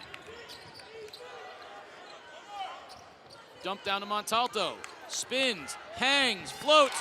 Goal! Sam Montalto puts the Bears up 6, and Windham needs a timeout. 12 points for Montalto. 12 for number 12, the turn. And like the extension, he's a mismatch down there, the athleticism for 2 I want to see how Stonington operates with a 5 or 6 point lead, my friend. And how they have it. This timeout brought to you by Groton City Utilities, a leader in southeastern Connecticut. They enhance and support the vitality and livability of the communities they serve. It's Groton City Utilities. Sports Doctor, if you weren't into Sweet Caroline, what about a little YMCA? YMCA, yeah. How about Hinchy with 37 points on game day alone this year? The all game day player, Cam Hinchy, likes it under the bright lights. For the YMCA. There's nothing Good like vibe, seeing yourself on the Jumbotron. When you're a kid, seeing yourself on the Jumbotron is the same. You might as well be on TV. Yeah. It's like, I'm on TV right now. Have you ever been on the Jumbotron at Fenway or caught a foul ball? Yes, I have been on the Jumbotron at Fenway. Yeah. And no, I have never caught a foul ball at Fenway, but you were with me at Petco, not at Petco, at Bank of Bubba, when Will Myers tossed me the ball from the stands at the end of the inning. That is correct. Best thing Will Myers has ever done on a baseball field, as far as I'm concerned. All right, so how big a possession is this? I mean, 4 minutes is an eternity. Yeah. But how big a possession is this right now offensively for Windham? Yeah, pretty big. Pretty big, trying to secure the game back in their favor a little bit. And I get number 23 going to the rim. Now they have Hammond up top of the 3-2. Makes them a little longer because Montalto slides down with Sear. So White is up top with, now Mingwell steps in, can't knock it down. Weak side rebound, Hammond up ahead, long pass. Hinchy leaking out. That's and cool. A goaltending will put the Bears up 8.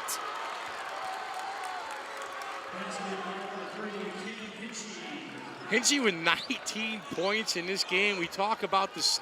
I mean, this kid is just electric out there.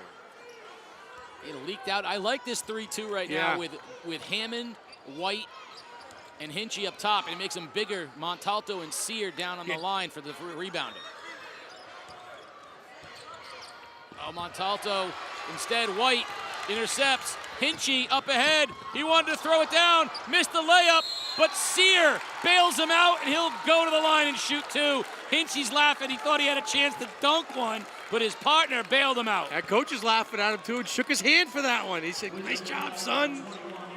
And right now, Stonington is cooking with a chance to go up by 10. 5'9", shooting threes. He said, I could dunk it, too. But Sear knocks it down. Timeout. Windham.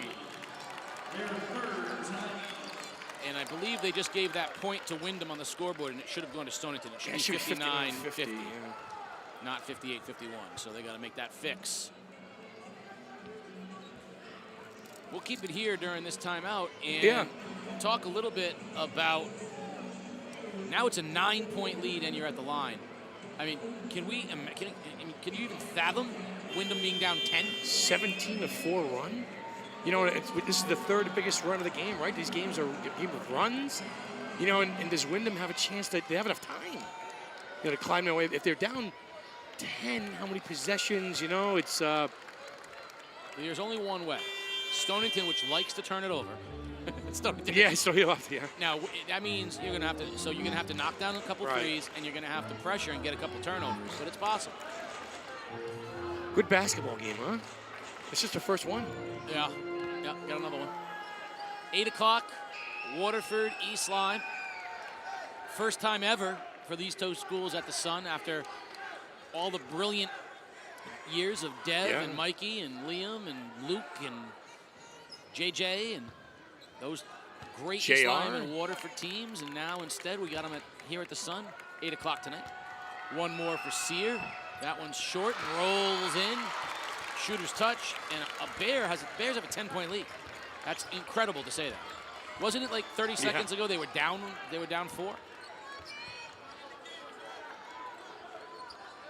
Under 3 minutes as well. Mingwell steps in, floats, and scores. Guy needed it. Needed the bucket. Go to your go-to guy. Maybe see some big-time pressure here. Look to trap out of this in the half-court set. Gotta come get it. White gives it up to Hammond after Hinchy tried to break the double. Now Sear. He'll pull it up, baseline, dumps down to Montalto, kick back out, and Stonington's going to get take a good the air look. out of it. Yep. Running the high I post like it. with Montalto, and they're gonna eat clock, make Windham foul him. And up, Sears go, I'm gonna shoot a 3 instead, and in and out. I don't think he wanted that shot. Coach didn't want it. I think he wanted it down to 2 minutes before they did anything else. Hunter for 3, got it. Malcolm Hunter knocking down the 3, just like that, it's back to 5. Hinchy for 3. No, rebound, Mingwell up ahead, 2-on-1, Green. Fouled hard by Montalto, and he'll go to the line. Up 10, Windham has a chance to go on a little 7-0 run here. You know, just like that. You know, Stonington up 10 with the ball. Yeah. Maybe not the best shot by Sear. And just like that, with 2 free throws, it could be a 3-point game. I love the Windham. I love you said the resiliency of both teams. Both teams resilient, yeah. Not going away.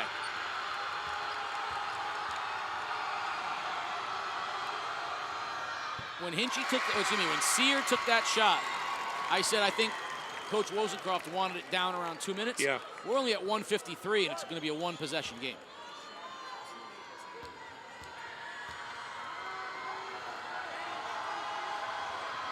So that shot was at 2:18. So 25 seconds and a 7-point run in 25 seconds.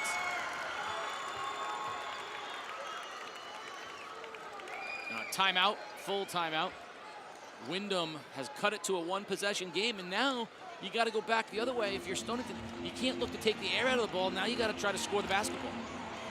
Yeah, you can't. Yeah, you can't put the game in the cooler now. You got to stay aggressive and run your stuff, and and not turn it over. It's just what a wild 25 seconds. A little Windham whip it right there, going like a. You know why? Because the mix, the get 'em going mix of Sweet Caroline into YMCA. Now we got a little tequila. Yeah, beautiful. There's Lair trying to bring it home to Chip. 24 was born to score. I like that. Go Windham. That's Isaiah Mingwell's family. They can hang an ECC banner next to the badminton banner. 1954 badminton banner. One of my favorites in all of the ECC.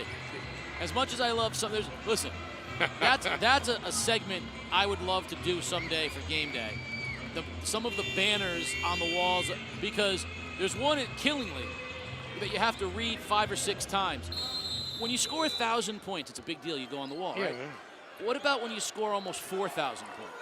Yeah. Tracy List scored like 7,000 points at Killingly. I had to read the number a few times. Nice job breaking the pressure. Sear pulls it up. Hinchy does a good job. Stonington going to make Windham play him. Yeah, they're going to take some air out of this a little bit now. Make Windham come out and play him.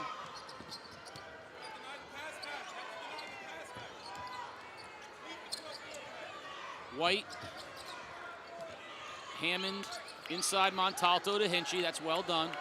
And they're going to get this thing. That's the foul. And there's the foul on the perimeter. Yeah. Villafane fouls Hammond. Wyndham coaches are saying a foul because you still have 2 more fouls to go before you're in a one-on-one situation.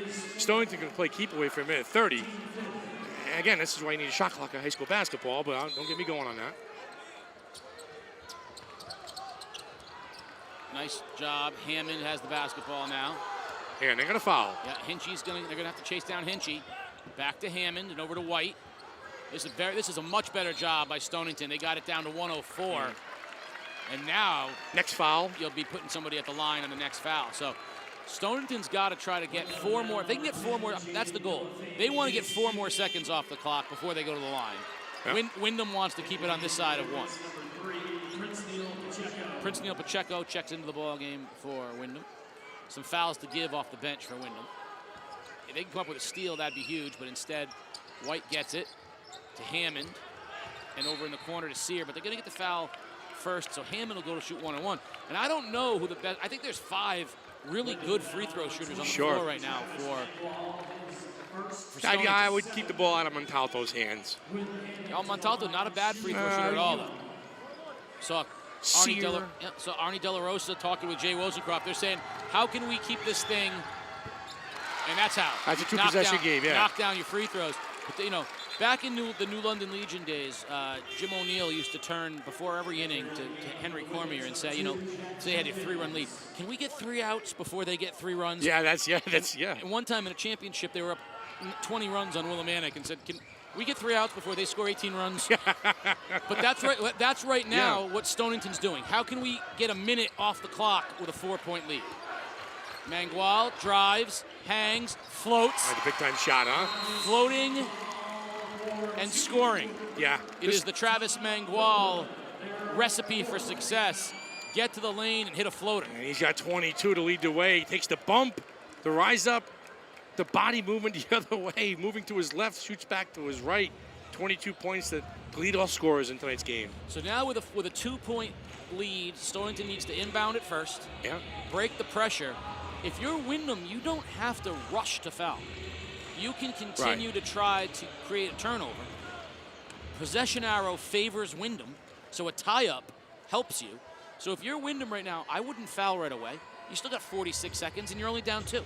There's no reason to. Try to get a turnover. No. And then maybe part 2 of that is strategically, who do you want to go to the line? So maybe you wait, try to until the ball's in. Say it's Montalto that you choose, right? You wait till it's in I would his say and that he's probably the ideal guy I want at the line if I'm Windham. We know he Hinchy can knock him down.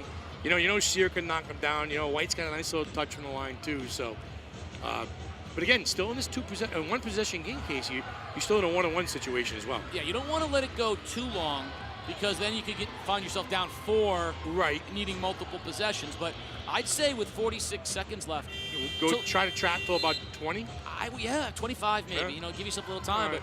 Or like we said, maybe you wait until the ball gets into Montalto's hands and you give him a crack at it. So we'll see. First things first, they're going to try to, create a steal off the inbounds. Now Lowry into the game, and Hammond is in the game, so they have Montalto out. There's your answer to that. So Lowry's in the game, replacing Montalto. Get the better free throw shooter in the game. There's Lowry. Back to Hammond. Now, first thing they got to do is get it over, and instead they foul with 40 seconds left. They're going to put Lowry at the line, which, fresh into the game, not a bad choice. Here's the thing I don't love about that foul for Windham. You could have waited until at least get the ball over half court. We saw that on the weekend, right? Let him go to the 10-second mark. That's your automatic timeout built in. And if he gets it over, foul right away. Now they're going to get Montalto into the game and get Hammond out, so they're going to do a little defensive rebounding in here now. So a little switch on and off for Stonington. But big free throws for Luke Lowry. And he calmly knocks that first one down. That's the thing in the 1-on-1. You don't get a chance to shoot the second one unless you knock the first one down. That is correct. We're going to see Hammond coming into the game for shooter. So they're going to play offense-defense here, free throw shooters. But a big one for Luke Lowry. Even bigger one here, making a 2-possession game. And those are easy. Huge. Luke Lowry calmly. That's why he's on the floor. Right. That's a great substitution. Jay Wozencroft puts his better free throw shooter on. He knocks down 2. Now he's got Montalto back in the game for defense and rebound. Okay, now some discussion if he can come in for the shooter or not. I don't understand that. What? All right, but he can go back to the table and check in now. Well, he checked in. I don't understand why he wasn't allowed to come in the game. That's fine, but there's no reason you can't go back to the table now and check in at the next whistle. So, he can't go in now, but he can go wait but I think they want him at the offensive side. 2-possession game. Mingwell kicks, 3-ball short. Got the rebound, was Jenkins. Now Mingwell pump fakes, NBA 3, that's short. Another rebound, kick, Hunter for 3, got it! Malcolm Hunter! Big 3 for the freshman! And Windham within 1 with 20 seconds remaining. 15 points for Hunter tonight, all behind the 3-point line. Step back, son, and have a day. The rise up of the Manila. I got news for you. That could have been an and one right there. Hinchy with the bump. Good no call, but I call him Big Game Hunter because on the lights he's knocking it down. He's hunting threes, Sports Doctor. 15 points on the night, Casey. And again, that time Stonington didn't take care of the ball on the glass at times. Second chance, third chance scoring opportunity. Hunter leaks out on the three-point line. His dad behind us telling him, use his legs. Knocks it down. Now, 1 point lead. Way different. Way different. Yeah. Now, Isaiah Mangwal's middle name is Alexis. Yes. He's Isaiah Alexis Mangwal. If you're wondering what the sexy Lexi sign is, that's right there, the sexy Lexi sign for big number 24. Now, 1 point lead means that even if you make both your free throws, they still got a shot. 21 seconds left is an eternity. First things first, inbound the ball. Stonington's going to have to knock down a couple free throws. They're still in the 1-and-1.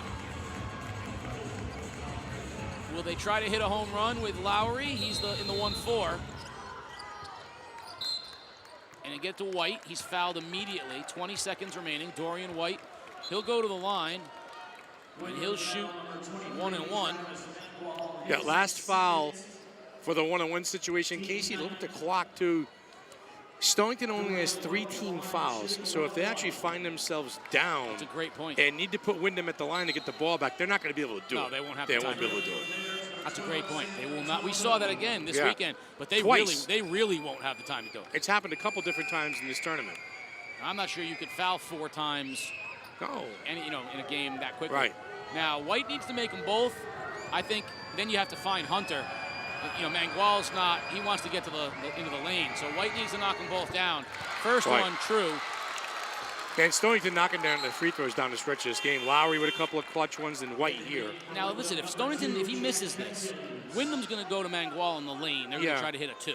If he makes this, then you got to try to see if they got to find Hunter. Yeah, free him up. White pretty smooth, huh? Down, yeah. Lowry and White clutch down the stretch of this game, and you talk about experienced players. White being the senior, and Lowry giving great minutes off the bench. It's winning time. Calmly get up there, settle yourself, and knock down some free throws. It's a one-possession game. So 2 things. First is atmosphere. Second is strategy. From an atmosphere standpoint, how good is this? Tremendous. Right? Tremendous. You got 2 teams who will never get a chance. This is like they said. This is our chance here. Yeah. Right at the Sun. Yeah. 3-point game. 21 seconds left. Thousands of people here. It's what you want. I mean, this is absolutely great atmosphere. Yeah. Now, from a strategy standpoint. Now let's talk about those 4 fouls that Stonington has to give. Why not give them now? Why not? You could. Let a few seconds run off the clock. You could let them. Foul a guy. You could foul, ship maybe 10 seconds off the clock, 8 seconds off the clock, and go. Done. And in a worst case scenario, if Windham comes down and hits a 3, it's a tie game. Yeah. I'm going to credit the strategery of Mike DeMoro on that one, because I think it's a great idea. You let him bring the ball up, and you know what? If Mangwal starts that drive, grab him. Yeah. And then they do it again and grab him. You're not worried about the cutters. Right. The only thing you need to worry about is finding Hunter. No one else on this team has shown me yet that they're going to knock a 3 down, so you got to find Hunter. Someone's got to be on number 11. But other than that, and we see that Stonington's going to put a little token ball pressure on because you want to use up some time. Yeah, it's a good move. But let's see if Lowry fouls Mangwal as he moves up the floor. Jay Rosencroft telling him to come on up a little bit. He's fronting him. White is, there you go. That's the better play. You don't want to front him. Let him inbound it. And then I would foul him as he gets close to half court. Right there, I would have fouled him. Foul now. Yep. There's an open look. Didn't take it. Mangwal, step back, NBA 3, no good. Montalto tips it out, 3 seconds. Hinchy knocks it out of bounds, 1.6. Windham will have a chance. Mangwal had a great look. That one looked on. I thought I was calling a tie in 3 on that one when it came out of his hand. Just long. And then Stonington tipped it out and just couldn't get to it. Hinchy knocks it out of bounds. Windham, 1.6 is an eternity. Here's the question. Are you trying to free up Hunter on a screen? No. I got to have the ball in my guy's hands. Shot, yeah, ride or die with him. So this is a Rodea Perry special right here. Get it to him and 2 dribbles and rise up and knock it down. How do you double team him on the inbounds? Yes. You double team him. I would face guard him and behind him. I would double team him. I would have someone wherever Hunter is, yeah. And then anybody that wants to get in the paint, go ahead. I mean, you want to put a guy in the ball too, do you not? No, I'd rather double team him and have no one on the ball. Okay.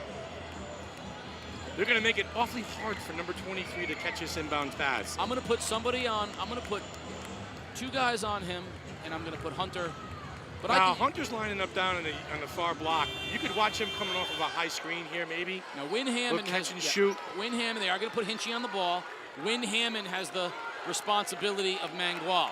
Look for Hunter. They switch now. Sear comes up top. 1.6. Windham needs a miracle to get this thing into overtime. There's Hunter in the corner. Spot up. Shot is up. Just off the front rim. And the Stonington Bears, 3 years after losing to St. Bernard's, has gotten their Division II crown. A great ball game. Victory over the Windham Whippets. A game Windham squad. And with juniors Travis Mingwell and Isaiah Mingwell, along with freshman Malcolm Hunter and Jack Jenkins, the junior, all coming back. This Windham team will be back again. Look for them again next year. But congratulations to the senior-laden Stonington Bears. Cam Hinchy, Wynn Hammond, Drew Johnson, Cole DeVoe, Sam Montalto, Jackson Bernard, Nate Sear, Dorian White, Baxter Menzies, and John Zuro, a senior-laden team. You are Division II champions of the ECC.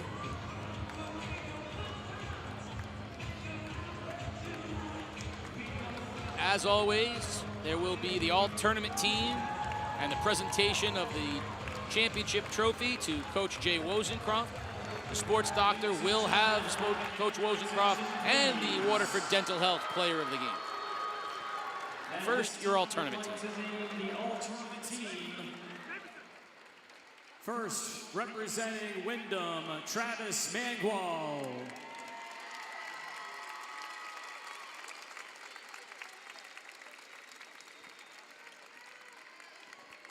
And also representing Windham, Isaiah Mingwell.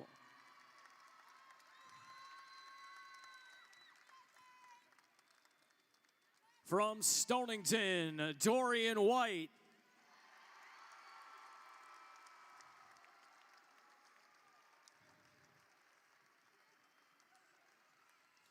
From Stonington, Sam Montalto.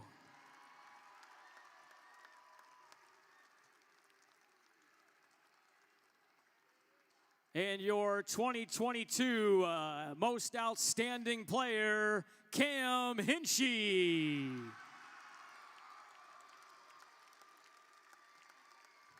Isaiah from Windham, Sam Montalto, Dorian White, and Cam Hinchy, the tournament player MVP. There is your Division II all-tournament team. A happy group of Bears. But like I said, Windham will be back next year. The Whippets should be fun to watch.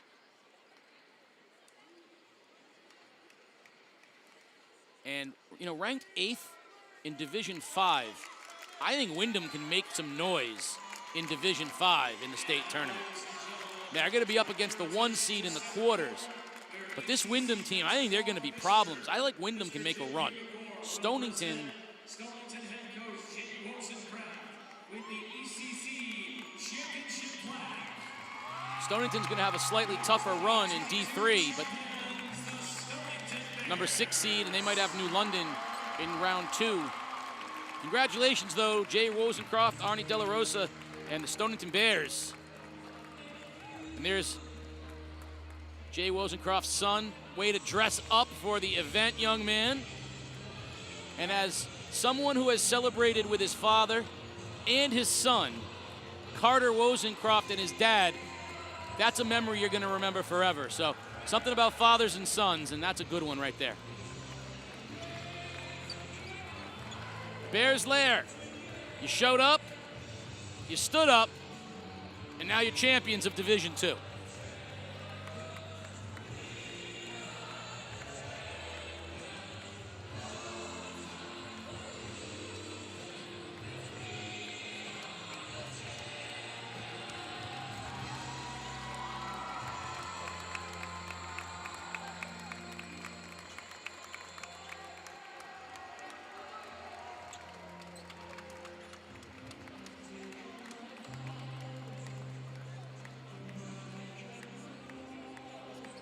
Sports Doctor will have head coach Jay Wozencroft and the Waterford Dental Health Player of the Game.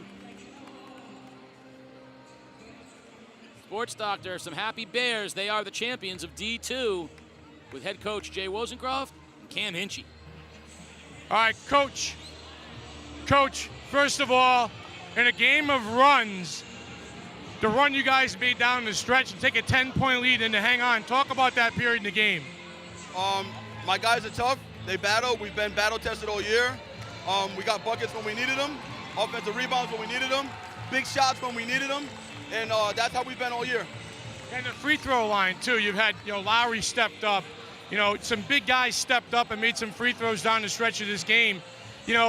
Talk about the confidence of your team down the stretch to close this one out. Luke Lowry, these guys step to the line and make free throws all the time. That's what they do. We practice them a lot. We get a lot of shots up in practice. Our guys are prepared, man. We're prepared. We're battle tested. We're ready to roll for anything. Right. And talk about the process of winning a championship, too. The groundwork was laid years ago. John Luzzy, 4 years ago, you guys were here. And some of these kids were freshmen on the bench. Cam's one of them. But how proud are you to see these kids kind of grow and to develop in the team they are now? I mean, only 3 losses on the year, Coach. It's pretty impressive. It's unbelievable. I think the groundwork was laid last year when we went 2-10, getting our butts kicked. These guys worked hard all summer, worked hard all fall, and this is the fruits of our labor right here, man. They deserve everything that they get. Well, he's a Waterford Dental Health Player of the Game. There's Cam Hinchy. Cam, there's either something about game day or something about the lights, but first of all, talk about the confidence in your stroke from behind the three-point line. Warming up, the shot felt good, and ever since I walked through these lines in the court, hitting LeBron over there, I just let it fly, so it just felt good. The seniors on this team, too. I mean, you guys got down at one point. They were cooking a little bit. You guys didn't show any kind of, you hung in there. You stayed in control. Talk about the composure of this team. I mean, Coach took me out. He gave me a couple words of wisdom and stuff. So, I had to get back in and show him what I had. Came in, hit a couple shots before halftime. We were down by a decent amount. Right. So to come back right before half feels pretty good. Pep talk in the locker room, come out stronger than ever. All right, Cam, great day today. Casey, he can light it up on game day, can he? Yeah, oh my God. He is. He's perhaps the Waterford Dental Health Player of the Game, but he's also the game day. You see Montalto out running the floor, and for a while, we didn't really know which way this game was going to go. Jenkins knocks down a 3, and Dorian White started to feel a little bit better on the ankle, the beautiful look to the cutting Hinchy. But Windham wouldn't go away. Malcolm Hunter, the freshman, kept knocking down 3s, and Windham was fighting on the glass. Sear gave great minutes. And so at the end of it all, as good as Mingwell played, and he was fierce as he got to the basket there, it was a little bit too much. Dorian White was able to score, and even though the Mingwells tried to keep Windham in it, you could see Stonington starting to get confidence. White with the left hand as he got to the basket. And then really, Mingwell did everything he could to keep them in it, but at the end, the free throws got made, and White found ways to make big shots throughout the second half. And Montalto decided to become a basketball player when it most counted for Stonington. We thought when Hunter hit the big 3 late in the game that maybe Windham had a miracle left in it, but at the end of it all, they just couldn't quite get it to go. The final shot off, and the Stonington Bears, 65-62, your champions of Division II. Talk about senior leadership. Hinchy, senior, 19. Sam Montalto, senior, 12 points. Nate Sear, senior, 13 points. Dorian White, senior, 13 points. How you like that, partner? Well, they have a lot of seniors, and they are your Division II champions. Windham will be back, and there'll be a handful in Division 5, Stonington in Division 3. Good luck to both squads. Remember, 8 o'clock tip-off, Waterford and East Lyme. Let's do the Division 1. Come on back. You're watching Game Day live on theday.com.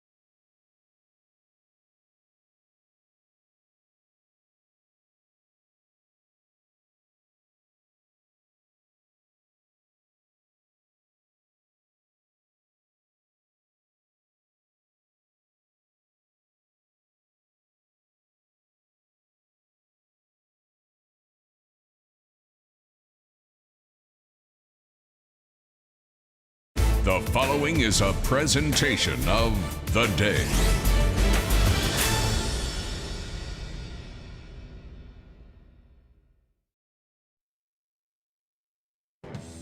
It has been a border rivalry that has electrified the ECC for years. A rivalry filled with incredible moments, from players that became larger than life in communities that flocked to see them play. And it's not over yet. This time, they get to do it at the Sun.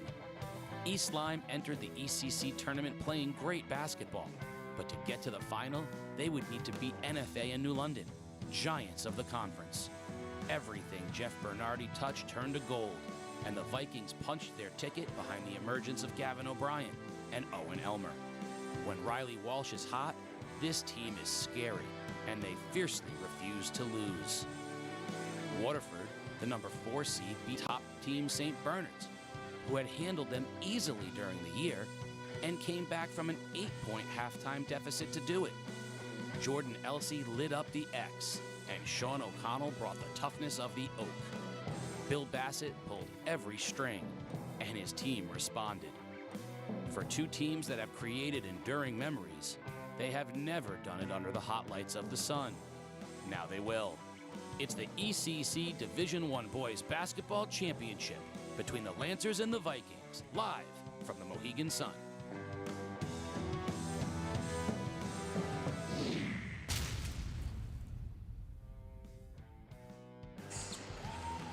And it's here. The Division I Championship of the ECC, the final event in the championship run of game day. And it's a familiar matchup. The Waterford High School Lancers and the East Lyme Vikings live at Mohegan Sun, and it's all on game day. Game day is brought to you by Scient Federal Credit Union. Pave the way for your students' financial success with a MySci account from Scient. Open a high-yield MySci savings account today and help support a positive financial future for your student. Visit scientfcu.org to learn more. Casey O'Neill, along with the sports doctor Keith O'Brien, and we have done this matchup a lot. Yes. And it has provided us with some of the best memories and moments in all of game day's history. But we've never done it here. Yeah, no doubt. And I'm anxious to do it here. You think the players are pumped up? You think the coaches are pumped up? How about the broadcasters, too?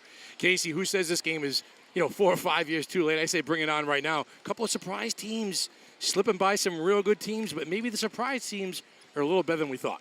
Yeah, Coach Bernardi of East Lyme and Coach Bassett of Waterford, they know that this is an opportunity to win an ECC championship in a year that they weren't supposed to win an ECC championship.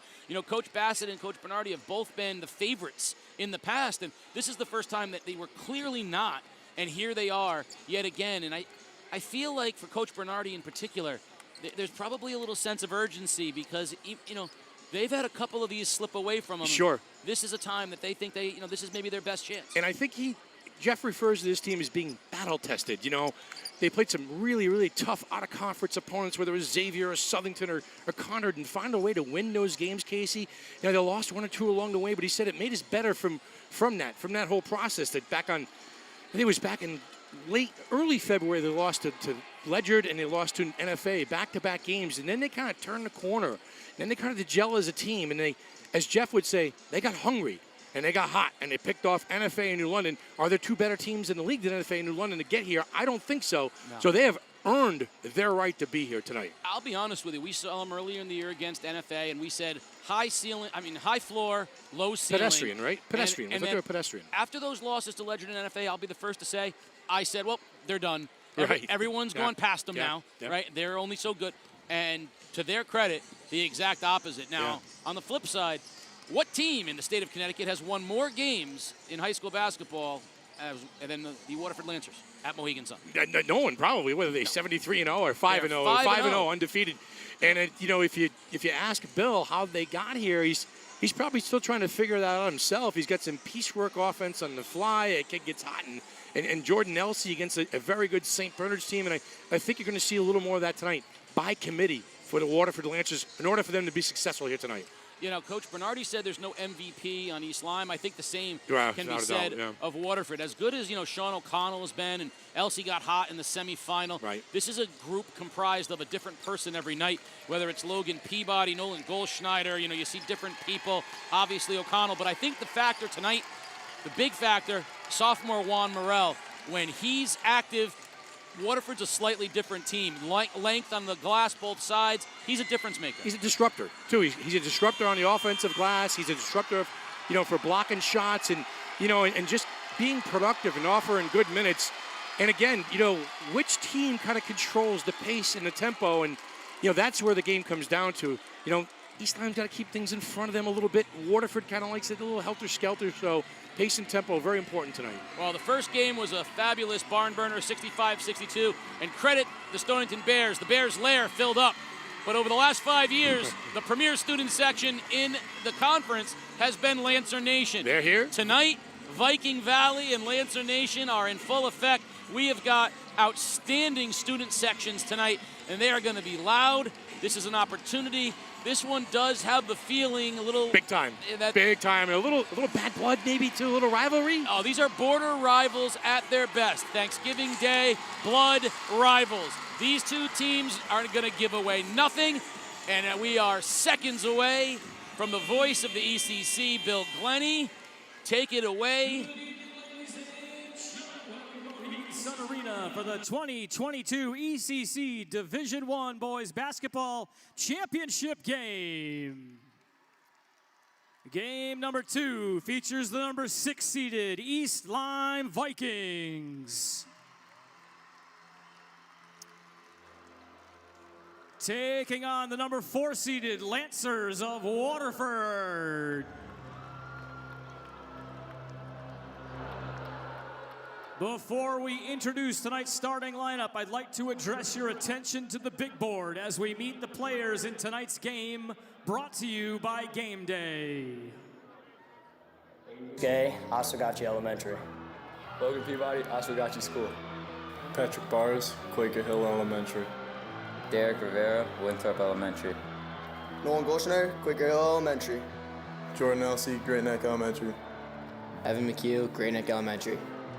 Evan Piotrowski, Quaker Hill Elementary School. Nate Hines, Oswegatchie Elementary. AJ Dollinger, Stanton Elementary. Anthony Jessic, Great Neck Elementary. Sean O'Connell, Quaker Hill Elementary. CJ Landry, the Great Neck Elementary School. Juan Morel, Winthrop Elementary School. Roman Mandel, Flanders Elementary School. Jesse Olowski, the Salem Elementary. John Bureau, the Salem Elementary. Jalen Hannons, Lily B. Haynes Elementary School. Riley Walsh, the Niantic Center School. Will Anglin, Flanders Elementary. Owen Elmer, Lily B. Haynes Elementary. Alex Solano, Flanders Elementary School. Gavin O'Brien, Flanders Elementary. Isaac Rivera, Arizona Public Schools. Oliver Hibbard, Flanders Elementary.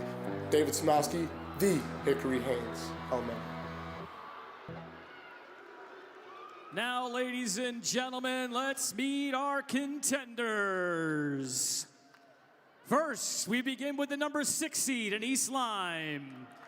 Upset wins over number 3 NFA and number 2 New London propelled them to a trip to the sun. Wearing maroon jerseys with white trim, currently 14-8 on the year, they're coached by Mr. Jeff Bernardi. Put your hands together, Viking Valley. Let's meet your starting 5. Starting at guard, a 5'8" senior, number 0, Rowan Mondell.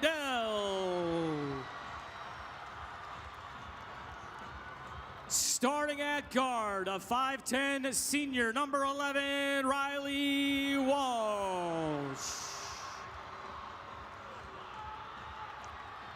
Starting at guard, a 6' senior, number 12, Will Anglin. Starting at forward, a 6'3" junior, number 14, Owen Elmer. And starting at forward, a 6'3" junior, number 22, Gavin O'Brien.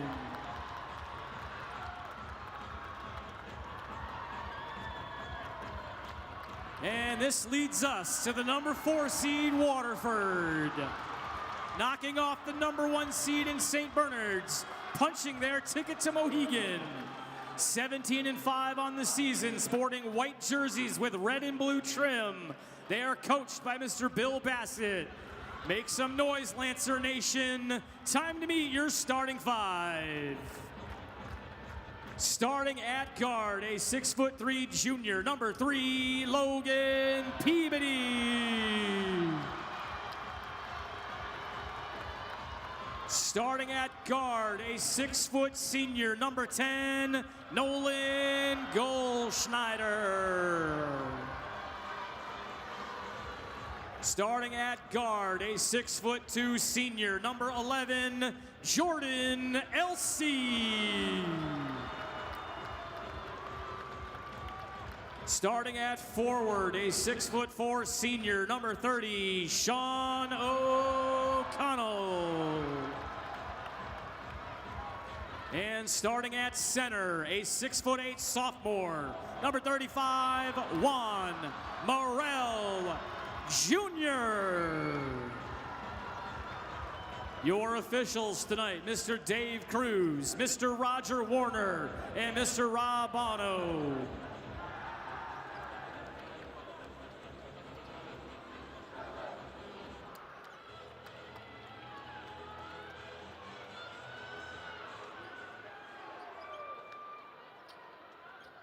Ladies and gentlemen, at this time, we would ask that you please rise and remove your hats as we honor America with the singing of our national anthem. Tonight's anthem is being performed by the Ledyard High School Chamber Choir under the direction of Miss Melanie Cometa.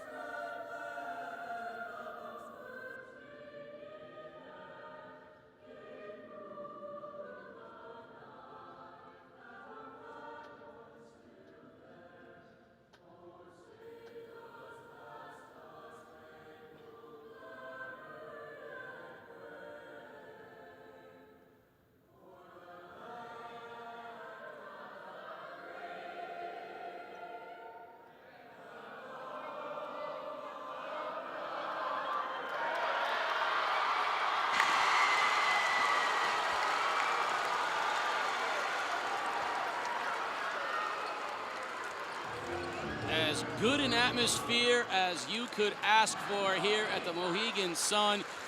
Kudos to Viking Valley. They have brought the crowd tonight.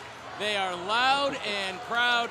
And Lancer Nation, the standard of student sections over the last 5 years to 10 years, in effect as well. This is going to be a fabulous ball game, and I know you're close with a lot of these kids on both sides, especially the East Lyme side, Sports Doctor. But yeah, this one's a little special. We spent so much time at Waterford High School the last 4 or 5 years, and I had a chance to work with Jeff's kids during the summer, and I kind of grew attached to Will and Rowan and Riley, and it's one of the reasons why they're here tonight. Groundwork was laid this summer league. That's right. Roger Warner, Robbie Bono, and Dave Cruz. Talk about a big-time game. How about some big-time refs and a little man-to-man defense by East Lyme? And just like with Stonington, those senior teams, 3 starting seniors on Waterford and 3 on East Lyme.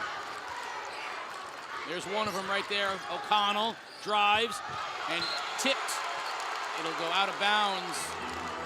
Roger Warner says it'll stay here. Yeah, I told the referees, too, before the game, I said, put the whistles in your pocket. And one of the refs said to me, I won't say who he was, I didn't bring my whistle tonight. Even better. Lob into Elsey, puts it on the floor, hangs, and Jordan Elsey, he's an emotional player. We saw it in the semis. He likes this atmosphere. Who wouldn't? Ooh, and Open look. Mundell gives it up. Dump down O'Brien. And they're going to run their offense through Elmer and O'Brien. Trying to get those backdoor cuts. Free up some shooters and Riley Walsh. Elmer drives. No good. O'Connell got a little piece of it. And again, Waterford a little bit bigger than London, so it's a different type of beast at a defensive end if you're Jeff Bernardi and the East Line Vikings. Especially with Morrell down there, him and O'Connell. Very difficult. Both very long. O'Connell picks his dribble up. Very patient, both teams will be. In the corner, Elsey, baseline, reverse. Oh, couldn't go down, tipped. Morrell got a piece, and out of the pack comes Anglin. Nice job by Waterford getting back on D. Will Anglin with a floater ties it up at 2.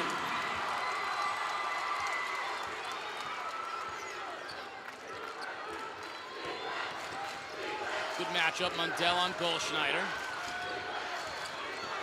Got a high ball screen by Morrell. Tried to dump it down into O'Connell, but good hands. Lazy hands.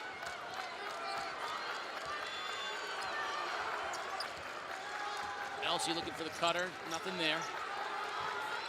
Now O'Connell, baseline, kicks back out. Good help defense that time by Elmer. Elsey got a step, and I think Morrell wasn't ready for it that time. I think Elsey's got to go up on the glass and score that one himself. Yep. Yeah, nice help side defense that time by Elmer, kind of taking the baseline away from Elsey a little bit, forcing the turnover. Again, the help and the recognition from East Line's defense. We've seen a coach in a defensive stance a time or two, haven't we? Yes. Here's Walsh. Guarded so brilliantly in the semifinals, still found a way to contribute late. Peabody's done a nice job on him. There's an open look, but Peabody closes it out quickly. Walsh, no foul, no call. I think that's a good call. I think he did a little too much there. Peabody hangs, and he'll be fouled by Elmer, and Logan Peabody will shoot 2.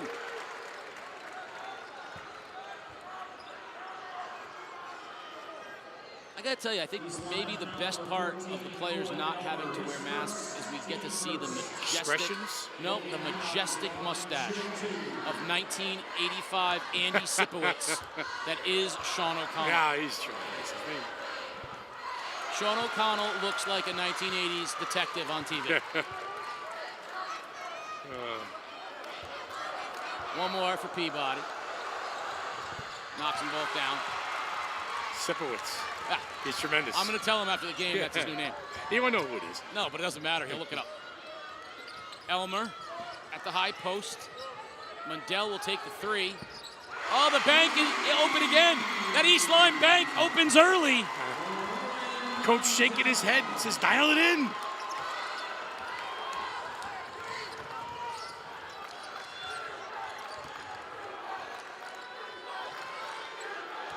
(5-4) in the early going. Goldschneider picks his dribble up. O'Connell will shoot the long J. No good. Look at Mundell go up and get the rebound. Threads the needle. O'Brien hammered by Morrell, and that's going to be a good matchup. Yeah, a little bumping, a little woofing, a little jawing. It's okay. Championship night, it's allowed. Gavin O'Brien, we have 20 points the other night against New London. Kind of that unsung hero. Him and Owen Elmer kind of stepping up and making plays, and just, again, big fella doing work. How tough is it, by the way, shooting free throws into the opposing crowd? Like, that's got to be a tough shot For them into or me? Lancer Nation. For them or me? Both. Second one is true for O'Brien.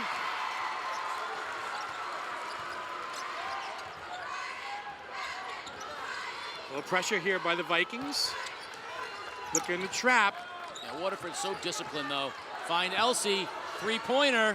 That time no good, but look at O'Connell crash, and it'll stay Lancer ball. That's the first time Jordan Elsey's missed a three-pointer in the last game and a half. Yeah. So a little strong on that one.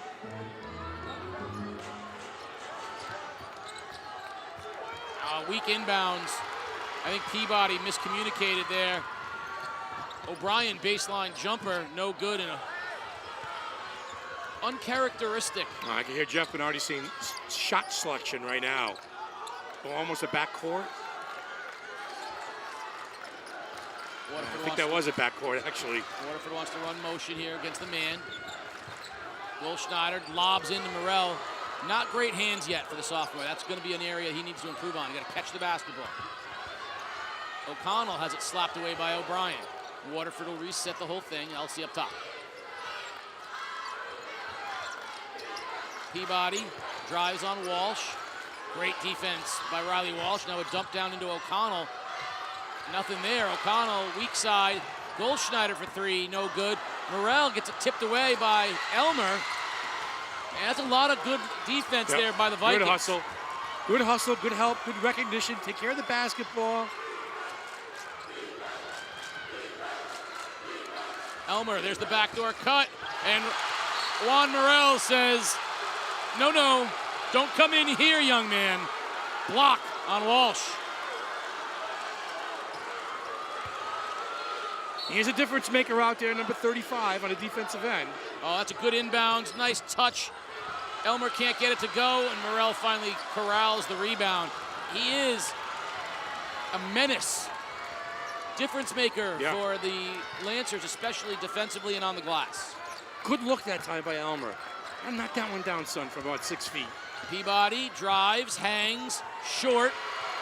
Walsh with the rebound. I like East Lyme. I think East Lyme's playing excellent defense here in the early going. Yeah, great help defense, and they're actually doing a decent job on the boards, keeping Waterford one and done.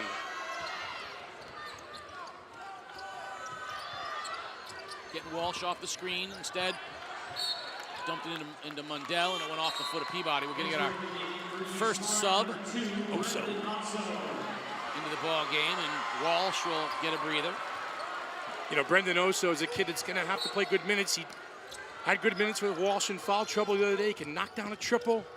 Immediately comes in, finds O'Brien, and O'Brien knocks down the little 12-footer. 4-point lead now for East Lyme. Goldschneider with an open look, long three, he's got it.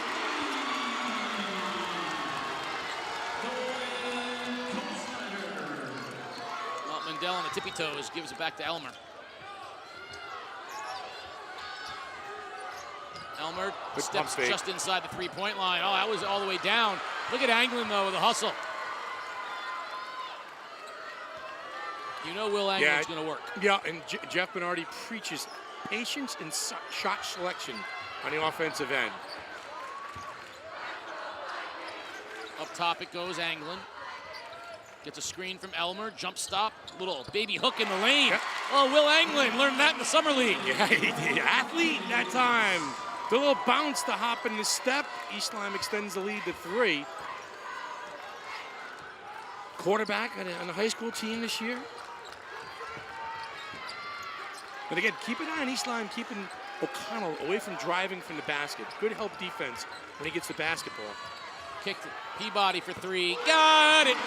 Logan Peabody knocks down the 3, and we're tied at 10. 5 points for Peabody.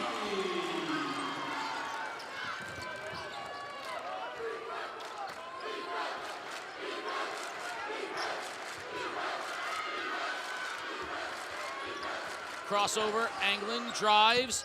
Bank shot floater is good. Will Anglin showing some offensive versatility for the Vikes. You like the hops, and you like the commitment to get to the rim. Athletic kid gets the most out of his game. O'Connell crosses over O'Brien, tries to bull his way to the basket, and he does. Baby Oak won't be denied, and we're going to tie it up at 12. Walsh and Bureau check into the ball game for East Lyme. Take a look at Oak unfettered to the basket. Nice job that time. Split the double team, gets to the rim, and he's another one of those kids. Scorers find a way to score. Piotrowski into the ball game for Waterford. Morrell will have a seat with under 20 seconds remaining. East Lyme going to probably look for the last shot.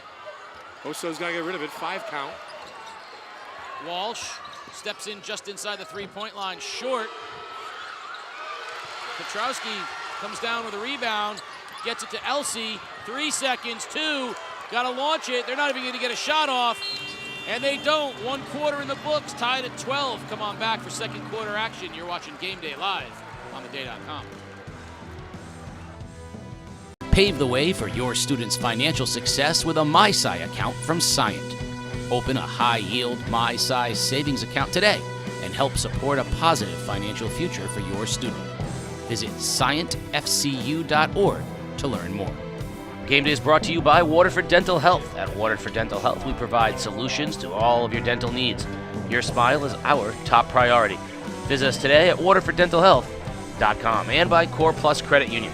Love the home you're in? Well, borrow based on the finished value of your home before your renovations begin. Apply today at coreplus.org. A blackout here at Mohegan Sun as the Viking Valley has shown up in force. They are happy so far with the first quarter of their team, 12-12. Are you happy with the first quarter that we saw here from Waterford East Lyme? I'm kind of happy. Yeah, of course I'm happy, but a couple things that stand out. I'm sure that Waterford is talking about offensive identity, keep doing what we're doing. East Lyme is probably talking shot selection, and keeping things in front of us a little bit. So, I think both it's feeling out process, or is this the way all 4 quarters are going to be played out? East Lyme will have the ball to start the second period. Anglin will inbound right in front of our table. Both these teams play an excellent defense. How's that in the early going? Different kinds of defense, though. Right. East Lyme doing a great job. Walsh got away with it because he put it on the floor. He went up off the catch. Good closeout defense. Peabody's done a great job on Walsh. Get him going a little bit.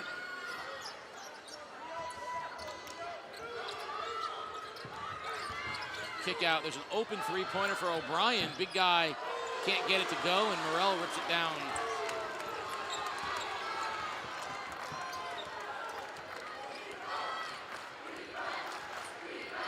Goldschneider. Now Elsey with Bureau on him. Petrowski. Open look. Goldschneider for 3. That's short. Tipped and tipped again. Goldschneider has it again. This time goes baseline. Finds Morrell, and that's a nice look. Nolan Goldschneider with the assist. Morrell with the follow. 5 different players in the scoring column for the Lancers. Balanced attack thus far. The second chance opportunity that time for Morrell.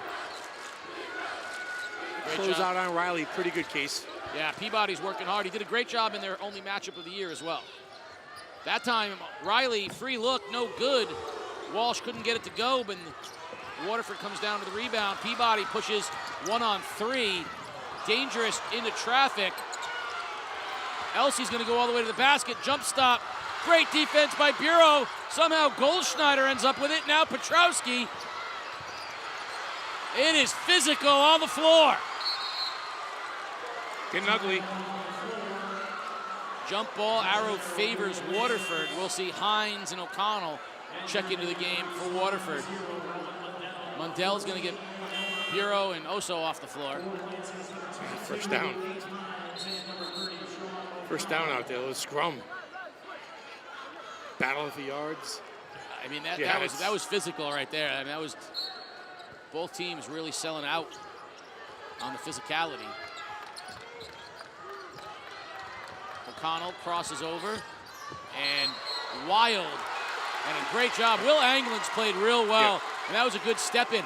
And I think the book on O'Connell, for East Lyme's perspective, is clear. Don't let him drive right, shut it off, and then get your feet set, because he's going to go to the basket regardless. Yep, get some good help side defense that time by Anglin, tough kid. Danny Hines giving a shout out to the sports doctor on the YouTube chat right now. Straight away, best look we've seen for Riley Walsh, and he knocks it down. You let him get that open, and he's going to burn you. Well, it's a catch and shoot in rhythm. Squares his shoulders, knocks it down. Struggling for confidence the last few games as Riley made it. Gets him going a little bit. Peabody kicks it back to Hines. Little screen and roll, nothing was there with Morrell. Great help side defense by East Lyme. And Hines on the floor. We're going to get another tie-up. This time, possession arrow will favor the Vikes. You know, you talk about number 0 on the floor that time, Rowan Mundell, and, you know, Jeff Bernardi sings high praises of him. He could go for 0 points, and he's invaluable to our team out there. His toughness, his leadership, and, you know, the lunch pail type of play. We'll talk it over. East Lyme ball. 1 point lead.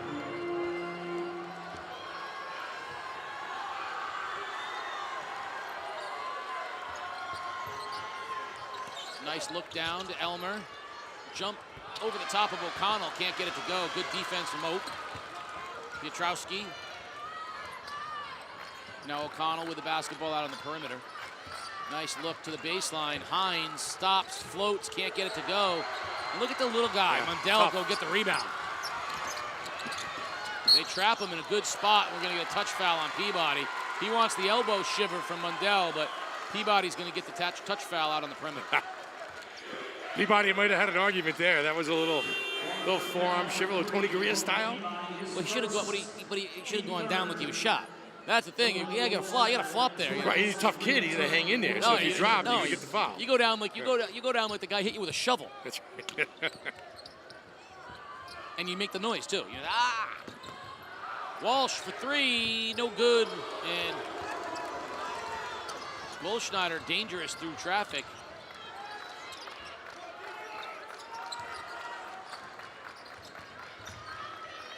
That's a travel. Goldschneider spun and took the extra step.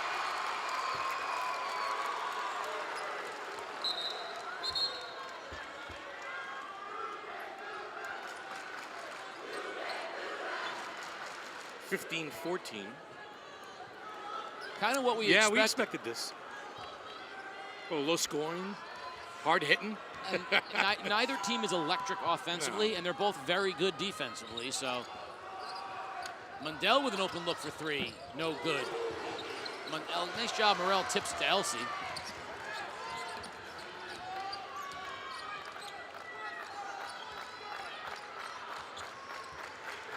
Looking for a screen. Goldschneider goes past Morrell, and he's not going to shoot it from out there. Elsey drives all the way to the basket. Wild shot. Great defense. No call. Mundell the other way. Threads the needle. Walsh over the top. No call. Morrell harassing him. Waterford has numbers, but O'Connell turns it over to Elmer. Up ahead, Walsh cherry picking. Left hand is good. I thought Walsh got fouled that time down the floor. He got ran over on the foul through. Timeout, Bill Bassett. East Lyme fired up. They're up 3, and Coach Bernardi saying, come on, that's a foul down there. Let's see. O'Connell with a turnover. Yeah, there's a turnover. Elmer looks ahead to Walsh. You said he was kind of cherry picking, dusting off the last play where he got run over. That should have been a foul. This timeout is brought to you by Groton City Utilities. As a leader in southeastern Connecticut, we provide essential electric, water, and other services at prices which reflect exceptional customers' value and quality. We enhance and support the vitality and livability of the communities we serve. It's Groton City Utilities. 3-point Viking lead. And, you know, I think Walsh was fouled, but Morrell more like engulfed him. He was just so big. Yeah. I mean, just kind of swallowing him whole. I mean, there was a couple bodies on the floor after the shot. I mean,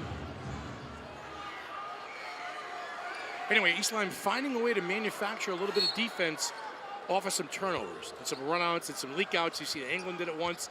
That time Walsh. So turnovers paying dividends for them. A little pressure here. And Elsey too strong for Morrell. You gotta. And Riley Walsh is telling a good pass. Yeah. A good pass. Good pass. And again, I think without a true point guard, you can kind of press Waterford a little bit.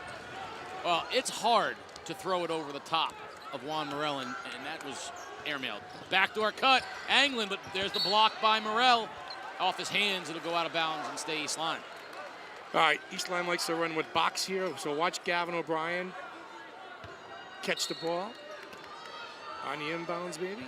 There it is. I think it's wide open. Nice look. O'Brien, foul line, a little too strong. Elmer kicks it out, and Mundell wisely gives it instead back to Elmer. He can't get it to go, and O'Connell, great position for that rebound. Good shots, good looks by East Lyme. Just not going down.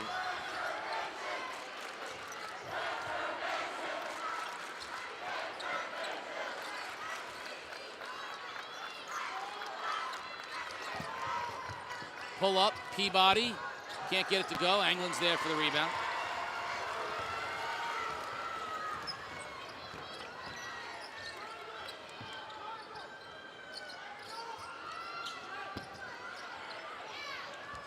Drive. Mundell stripped as he goes to the basket. Stay here. So, just to put it in perspective, right? Waterford beats New London for the middle school boys basketball championship. East Lyme beats Waterford for the middle school basketball championship on the girls' side. Yeah.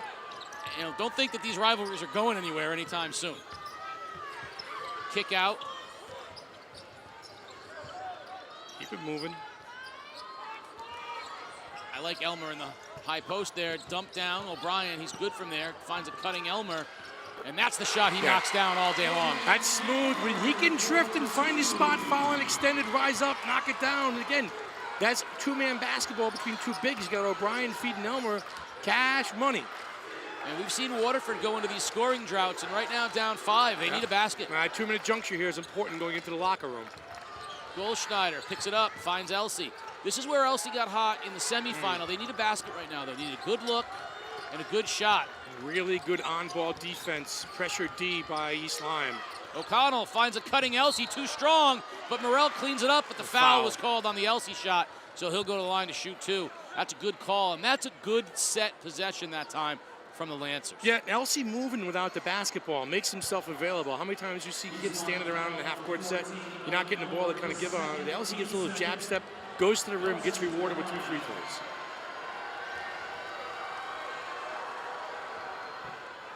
Short on the first one.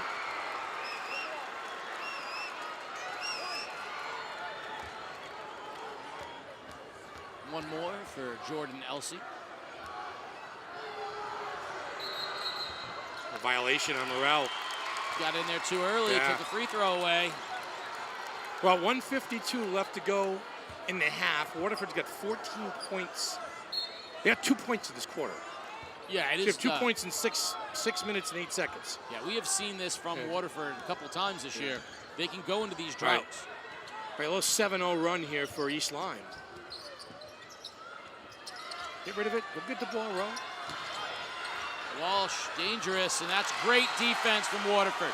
Once Walsh picked up his dribble, and Coach Bernardi is going to send Bureau right into the ball game.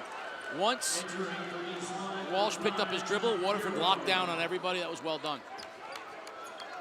Rowan Mundell imploring his guys, said, let's get a stop. 132, he's out high on Goldschneider. Look at Will Anglin flying into the ball. Hustle.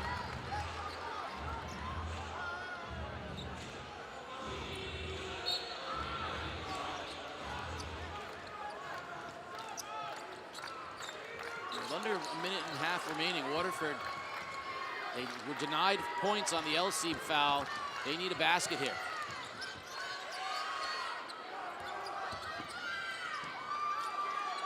O'Connell, now Peabody, drives baseline, nothing there. That's great defense from East Lyme. Yep, good help too. O'Connell, strong, but good defense from Bureau. There's the help, weak side from Bureau. Look ahead, a little too strong there by Mundell. Yeah, it's right in my kitchen right there. Huh? I have to say that was a pass just out of my reach. Knocked my headset off. You see that? That was a good pass though, right over the top of me. I was there. My hands knocked my headset off. Good hands. All right. That's, you know, I give Anglin credit, give East Lyme credit in general. They're jumping. Yeah, they're jumping everything. They're playing like a team not afraid to get beat. You know what I mean? Like they're playing aggressively, and they're gonna have a 5-point lead. Waterford needs a basket before the half. You know, they really have to find a way to get some points. Good defense by Peabody. Here goes O'Connell, picks up his dribble. Nothing there. Peabody pulls up. Can't get it to go. Good rebound. Anglin. Now Mundell. Coach Bernardi says, give me one last shot here. One last shot. They're going to go into either up 5 or more.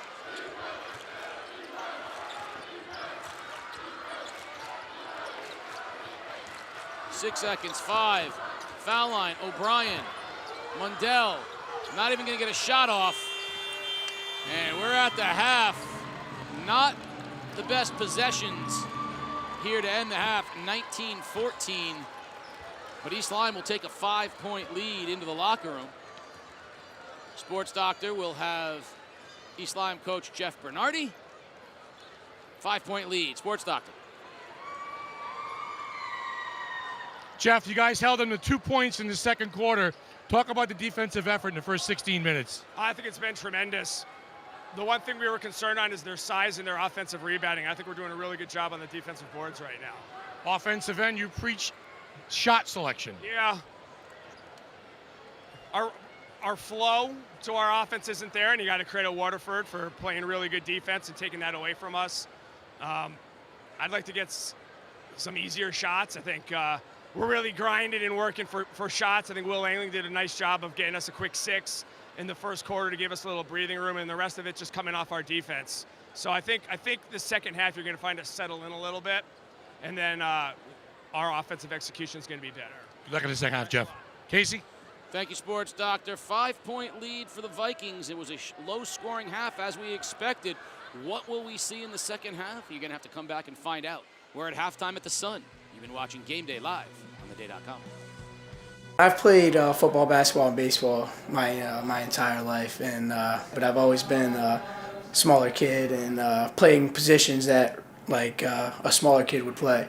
So it's just always been a constant battle against kids bigger than me, stronger than me, and I've just kind of learned to fight through it and give everything I got. He is 100% heart. He's the heart and soul of this team. He's one of our vocal leaders. He's one of our leaders in his actions. And players, especially our younger group, have a really nice group of sophomores. They really gravitate towards his leadership and the standard that he sets, and he brings them to a whole nother level of their play.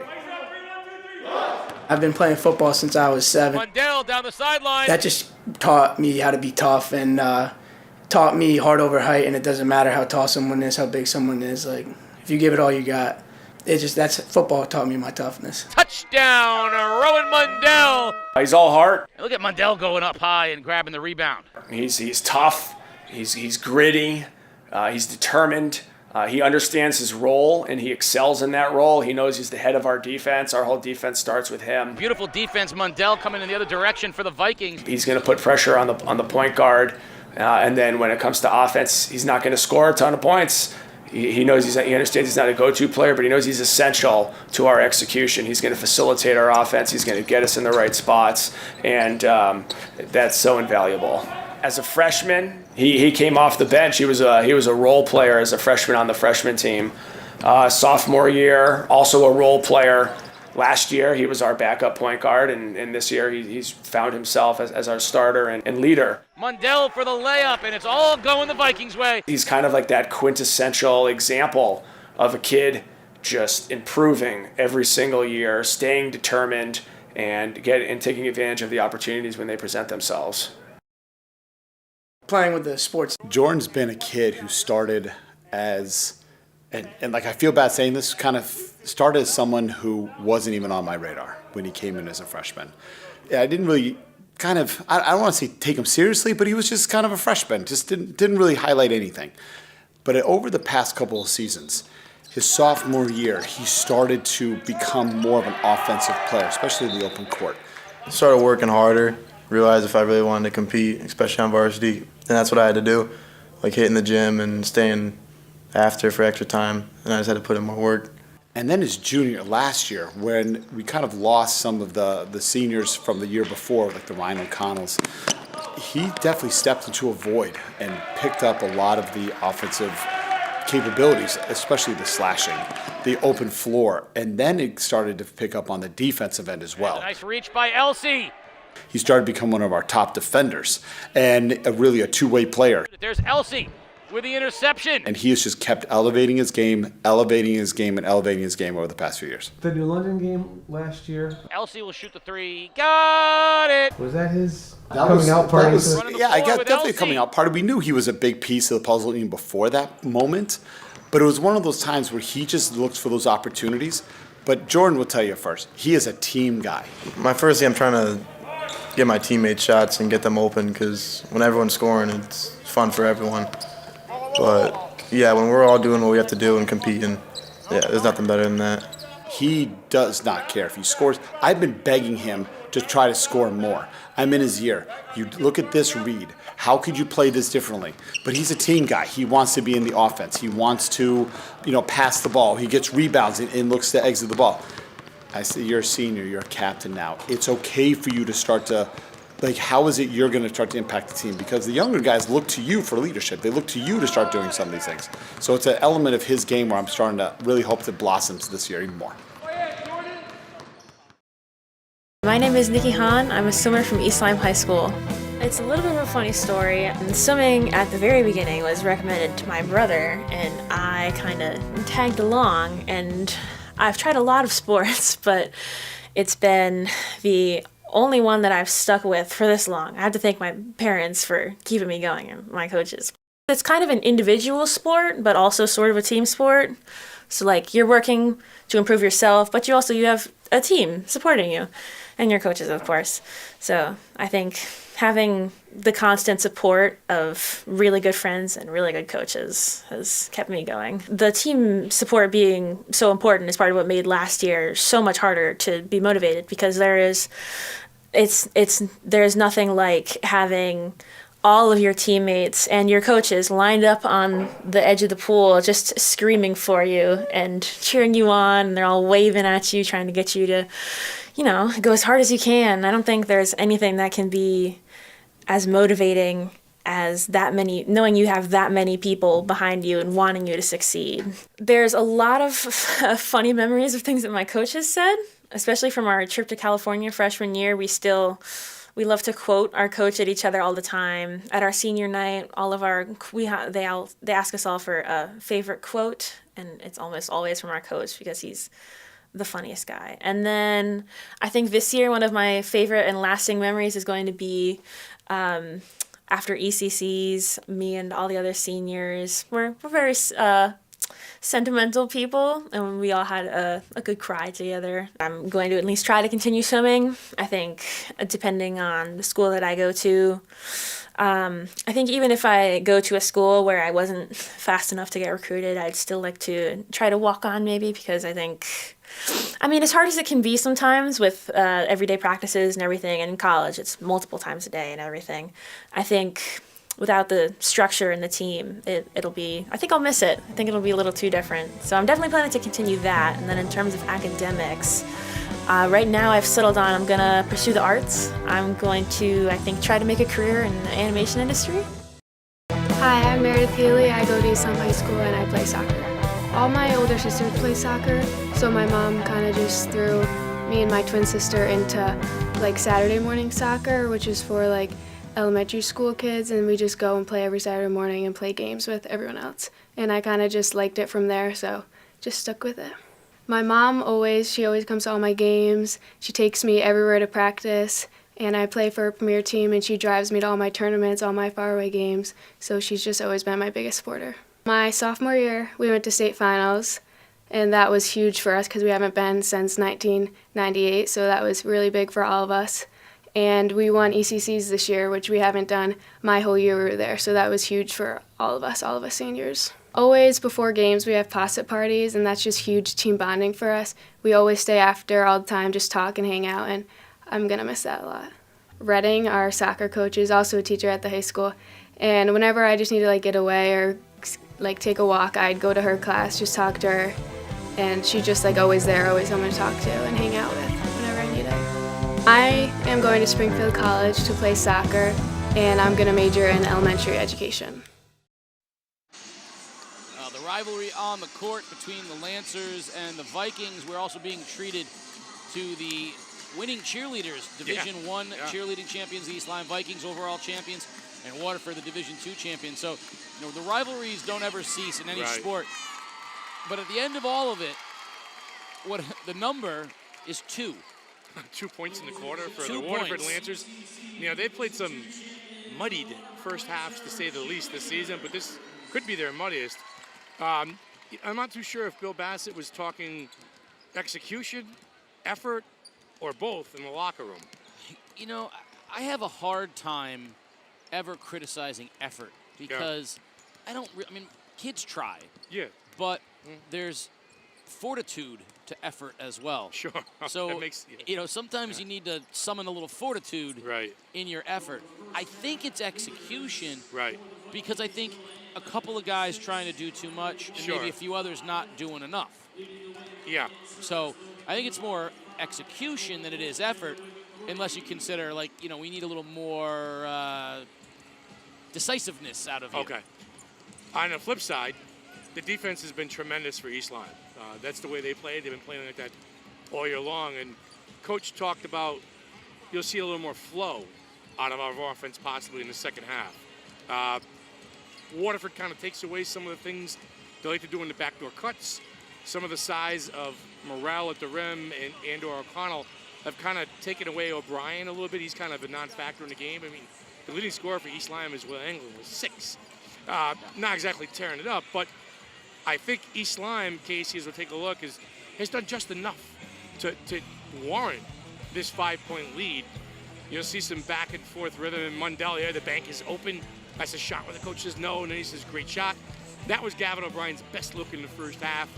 And again, the return 3 by Waterford. And then Anglin with the step in. And again, he has 6 points. The kick out, the recognition that time by Elsie. But the game really on both sides, as far as the offensive end, had no real flow and or rhythm. So here's the strong drive by Oak, splitting the defense. Morrell at the rim. And Riley finally got a 3-point shot. There you go. But I just think whichever team could find their rhythm on the offensive end first may sneak this one out. I mean, that's making a bold statement because neither team has shown you that ability yet. Well, you said the high score for East Lyme is Will Anglin with 6. Because they've only scored 19 points either. I mean, there's 19 points. Waterford probably should feel really good about their defensive effort. Yeah. Where they should be, going back to the drawing board is getting on the offensive side of things. I've been very, very pleased with East Lyme's defensive effort, but I think part of that is because Waterford isn't putting them into decision-making trees, right? Waterford's just kind of driving blindly. When they've done good recognition, they've gotten some good looks, but East Lyme, it's not like they've burned it up on the offensive end either. So, I mean, it's hard to believe 19-14 is your score at halftime of your Division I championship game.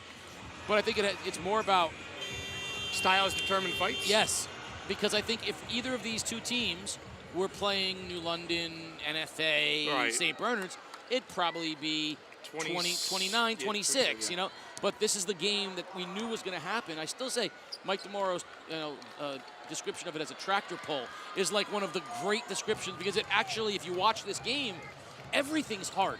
Yeah. There's no easy anything. Yeah.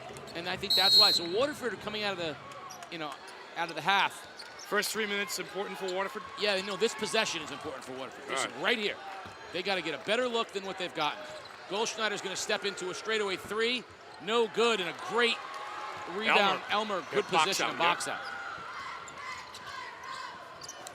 O'Brien finds himself open and buries it, and that's not there you go. It's too easy, right? We'll turn around to catch and shoot. No challenge on the defensive end. I got an 8-footer. Please, thank you. I'll have another. I mean, defensively, they just left him. Yeah. And turned around and he went, really? Someone's going to have to step up for Waterford to make a shot. Peabody drives. He's cut off. Good help defense by Anglin that time. Tremendous. There's the dump down to Morrell. Puts it on the floor. Kick out. Elsie open for 3. No good, and Morrell had it knocked out of his hands.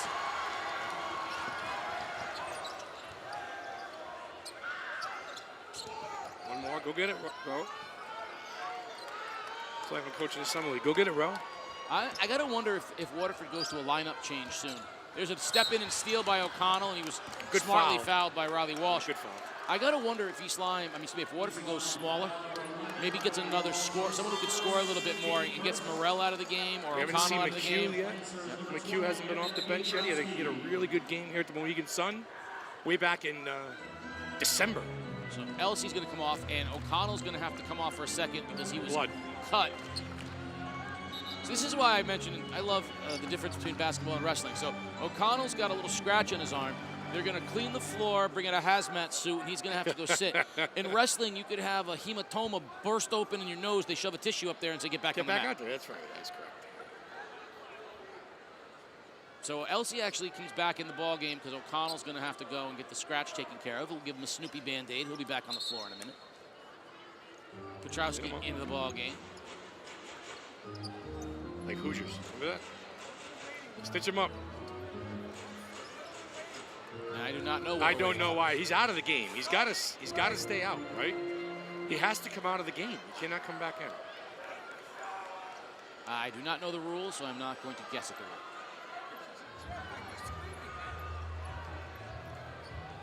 Yeah, he just got to come out. No, we're going to see what the decision is.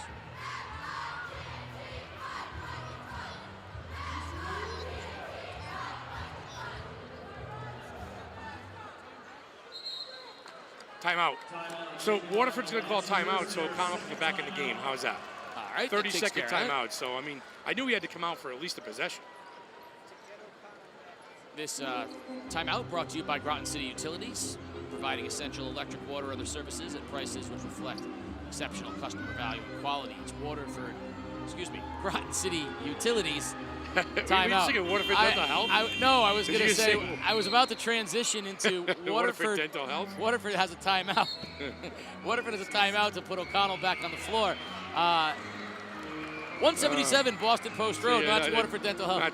I have read too many live reads. Somewhere in the back, Peter Wappy right now has his hand over his face. He's cringing, yeah. All right, so they took the timeout, and yet O'Connell's not back in the game. Very bizarre. Okay, play on. Play on.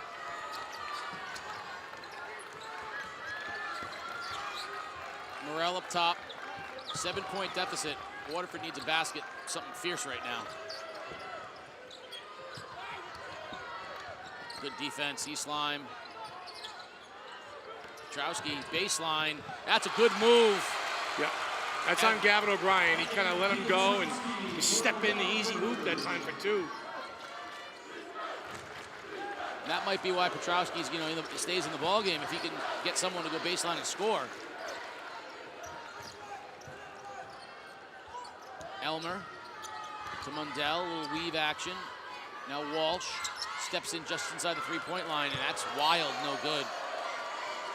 What a difference there is in the Riley Walsh, the spot-up shooter, versus Riley Walsh, the lateral off the dribble shooter. I don't think he's playing with a lot of confidence right now either. You can tell his body language, he's just not playing with a lot of confidence, young man. You'll find your stroke. Knock it, don't think, just shoot. Peabody gets trapped, gets it to O'Connell. If he can get it down on the baseline, there's Morrell, and he scores easy. If the Lancers can break it, they can get back in this. Sell out on the trap that time. I think Walsh lost the ball. They're going to say that it was knocked out of bounds. I think that might have been a gift. Peabody, a little bump that time, knocked it out.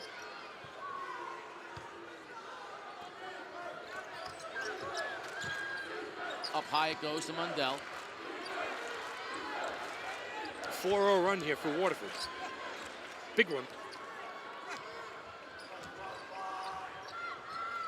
Attendance just under 3,000 today. Mundell, no foul. Little awkward shot. Peabody.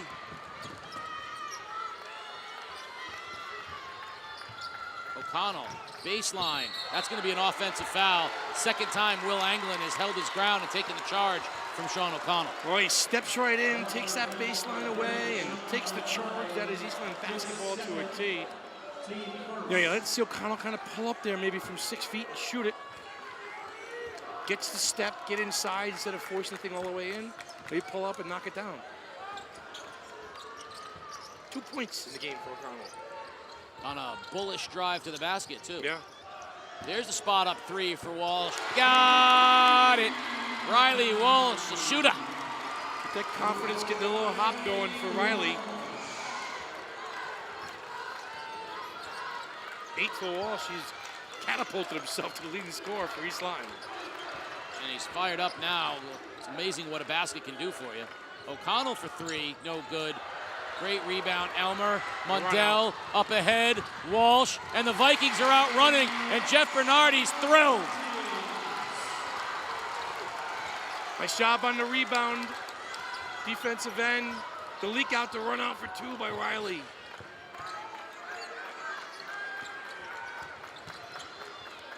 Waterford just struggling to get organized on the offensive end. And what a difference there is when Elsie makes 5 threes and when he doesn't. Because right now they look very stagnant offensively. O'Connell, jump stop, baseline, basket is good, and the foul. Oak will go to the line and shoot the bonus. Nice strong move here by O'Connell with the left. O'Brien and Anglin a little bit late getting over on defense. And that one's on O'Brien. He kind of let him go a little bit.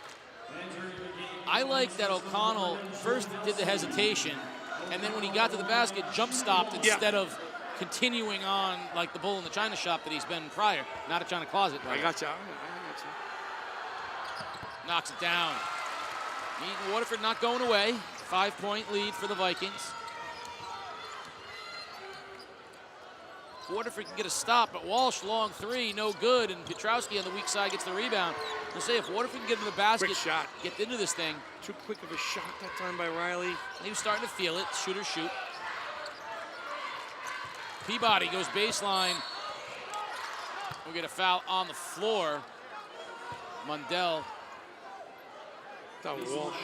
On Walsh, rather, okay. Second personal on Riley.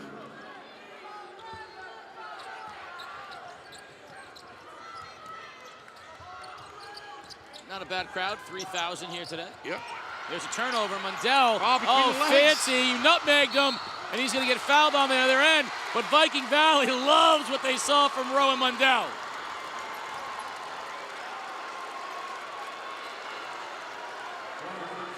That's a football player with a soccer move, a little nutmeg.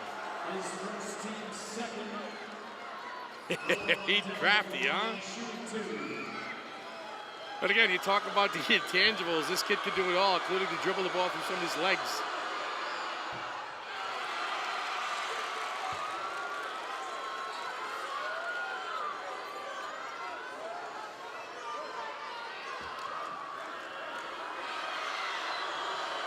One more for Mundell. That's short as well, but Elmer steals the rebound. I think Mundell missed it almost so badly, there wasn't good position for a rebound.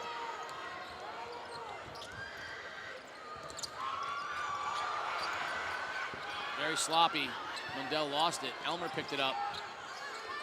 East Lyme got to reset. Let's get things organized out there, Ro. Waterford needs to turn up the defense. Settle things down. We're going to get a foul on Goldschneider as he's been harassing Mundell. And good foul. Get the ball. Almost in your kitchen again. Look at that. There's a little dipsy-do, huh? A little trickery there. Oh, Mundell, zip pass. O'Brien ends up on the line. It'll be Waterford basketball. But he had England too, didn't he? He did. Well, he's starting to feel. He's got a little pizzazz to him. He does. You know, he likes to feed off of that too. So he had a chance to make a play. And just like Walsh wanted to launch that 3 because he was feeling it. Right now, Rowe's feeling a little. Look at him dish it. O'Connell, they have weak side, but they can't see it. Now 3-on-1, angling the other way. Finds Walsh. Little lefty scoop is good. East Lyme running. Now Elsie out in front. And fancy Jordan Elsie. Basket is good. And he's going to go to the line. The strength of the Viking. Not the East Lyme Viking. I got you. There you go. The turnover and the run out by Elsie. Numbers here. Big time. Puts it on the floor. A little hop step for 2. Flex a little muscle in front of Lancer Nation. Another bad free throw. They've been missing them badly on both sides. Mundell kicks out. Walsh has an open look. Got it. Riley Walsh is on fire. Giving us a look. Timeout. Waterford's down 8. There you go. The little drive here and then the kick. Mundell finds his wingman. Indeed for 3. Nothing but nylon. And a fired up Jeff Bernardi. And a little bit of a bewildered Bill Bassett calls timeout. Let's see if I can get it right this time. This timeout is brought to you by Groton City Utilities. As a leader in southeastern Connecticut, we provide essential electric, water, and other services at prices which reflect exceptional customer value and quality. We enhance and support the vitality and livability of the communities we serve. Groton City Utilities. Well, a game of streaks, partner, a game of runs. East Lyme turned the ball over a few times. Waterford took advantage of it. You had a run out by Elsie. And then East Lyme comes right back, a couple of turnovers. You know, Jeff Bernardi talked about that going into the locker room, finding easy baskets. And when they can turn the ball over and get layups, they are efficient on the offensive end. Well, Riley Walsh, like you said, lacking some confidence. Obviously, he knows when he can spot up, but I think he's at his best when he's out running the floor. He does a nice job finishing that left hand. We saw him do it against New London in the semis, and he's got that little mojo to him when he gets things going. And right now, he's feeling it. And after he hit that three, he ran right by our table. Yeah. He was letting us know that he's in this thing right now. Waterford down 8, and they just don't have a lot of offense. They got to try to find a way to score some points. And a bad turnover off the timeout. And Dave Cruz got tipped. Yeah, he said it's going to be a tip, Waterford ball. Listen, Bill Bassett's never lost here at the Sun. And they have played inspired basketball almost every time we've seen them here. Yeah. This is the first time where they just don't seem to be clicking like we normally have. Give credit to East Lyme, but right now I don't want to say it's uninspired, but Waterford just doesn't seem to have a whole lot of life on how they're going to get back in this thing.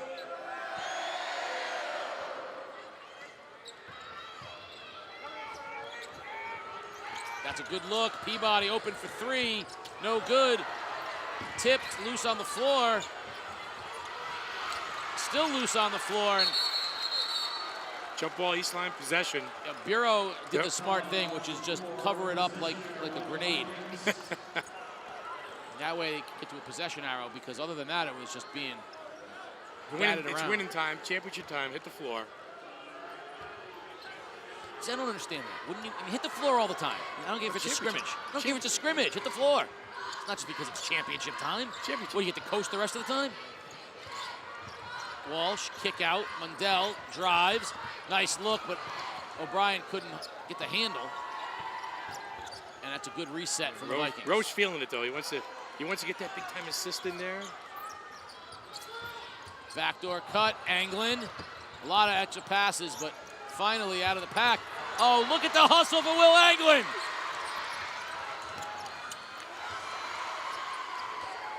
Will Anglin out-hustled everybody. That is effort.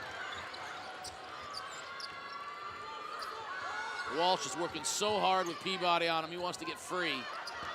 O'Brien backs O'Connell down. High over the top. That's good defense from O'Connell. I think it's a good trip for East Lyme. 3 or 4 different looks coming away empty. Peabody kicks out. Now Goldschneider drives. Bad pass. Anglin running the other direction. All the way to the basket. Will Anglin is flying for the Vikings.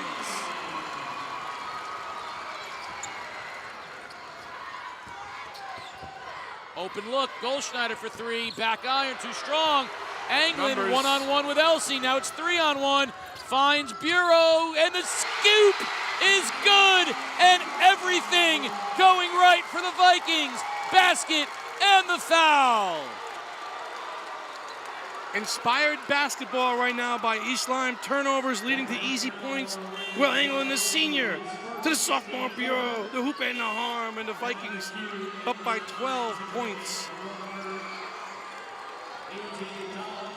Right now, the credit goes entirely to the effort and hustle of Will Anglin and John Bureau. These guys getting on the floor. East Lyme is fighting and scrapping for everything.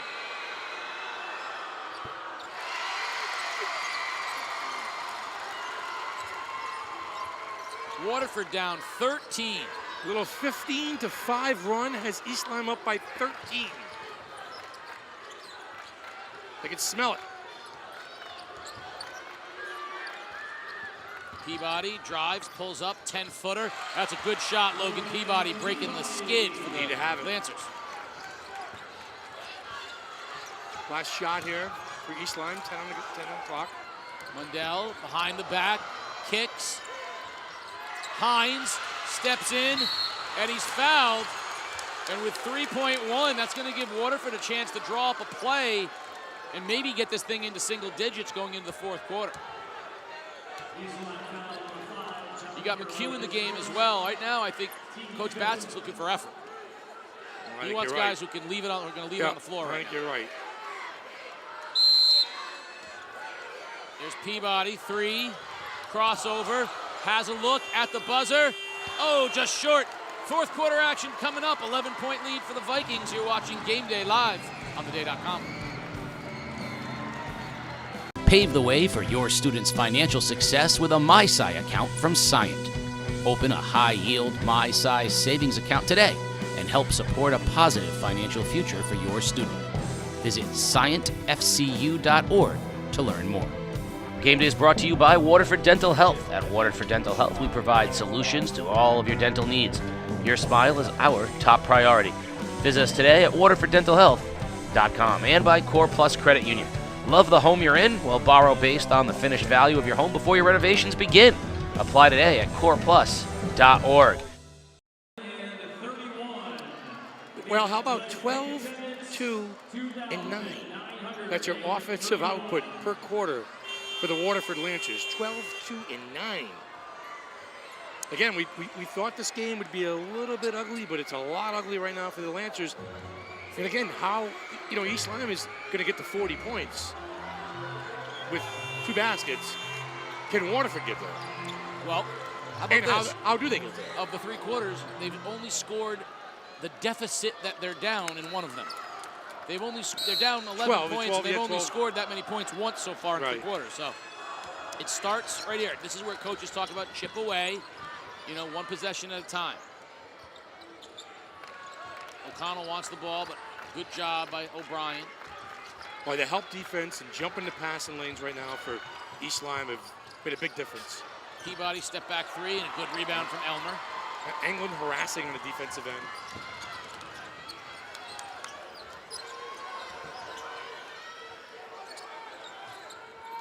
And the Vikings, the way they run their offense, they'll be really set. Straightaway 3 for Walsh, just short. And if that had gone down, this place would have erupted. O'Connell, strong to the basket. He's tough, isn't he? Help defense late, getting there. Oak sticking his head down. Get out of the way. Hines fouls Mundell. I like it, though. I like Hines in there. He's giving you some effort. He's harassing Mundell out there. He's a little bit bigger. Trying to push Mundell around a little bit. More physical, too. Yeah, a lot more physical. So right now, you've got the effort team on the floor. That's what it has to be. You have to give max effort on every possession. O'Connell, Hines, McHugh, Peabody, Petrowski. Nice move, Mundell, ankle breaker, and buries it from the free throw line. Row with a little go-go. Yeah. Big time shot by the senior. Delivered, extend the lead up to 11 again.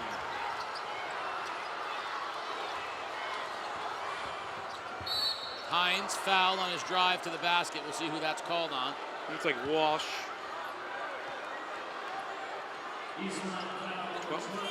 Well, Anglin will get Goldschneider back into the ball game. And it's crazy because Waterford's a couple threes away from being right back in this thing, but who's going to hit them? Peabody and Goldschneider are the only ones that are going to hit those threes right now. Nice look, good tip. Walsh up ahead, Anglin. Oh, good defense by Goldschneider, but it'll stay with East Lyme. Run out that time by Anglin. Goldschneider cut him off. Pass. Kelsey coming back into the game for Bill Bassett.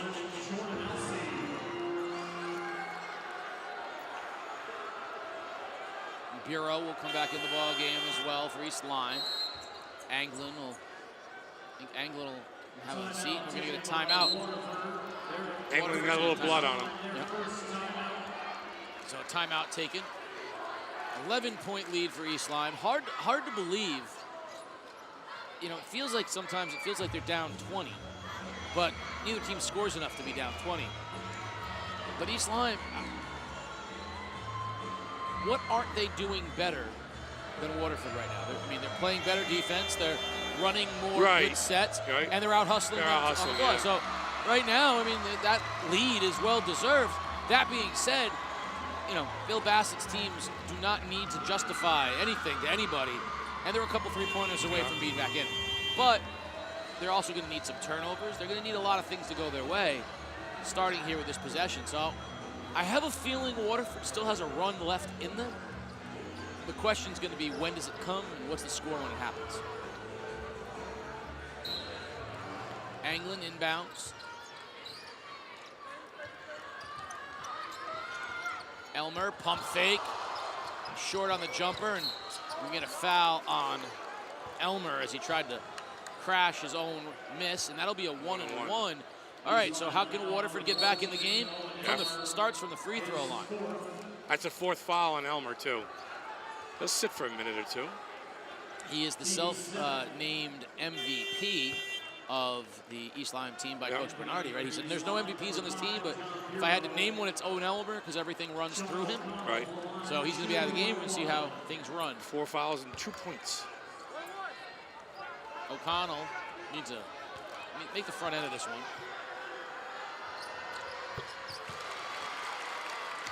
And if he makes this, it's back into single digits, and, you know, then it becomes stop and next possession. So that the foul issues could be a way for Waterford to get back in this thing.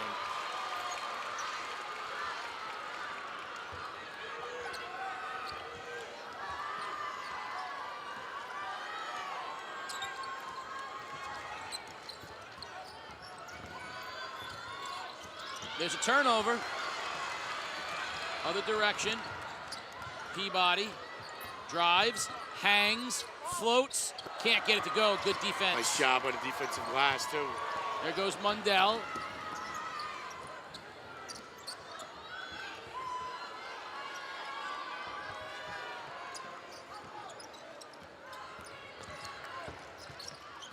Oh, beautiful look and a finish by O'Brien.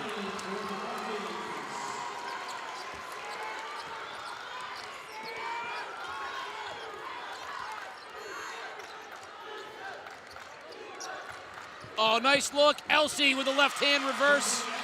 Waterford is trying to stay in it. Back to single digits. Too easy of a bucket that time for the Lancers.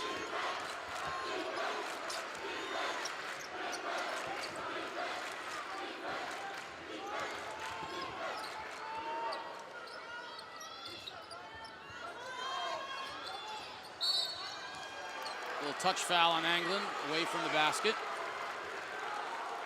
Nickel Dimer out there on Hines. Waterford foul number 22, Nate Hines, his second.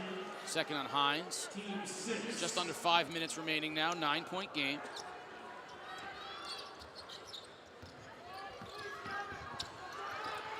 Bureau pulling it out.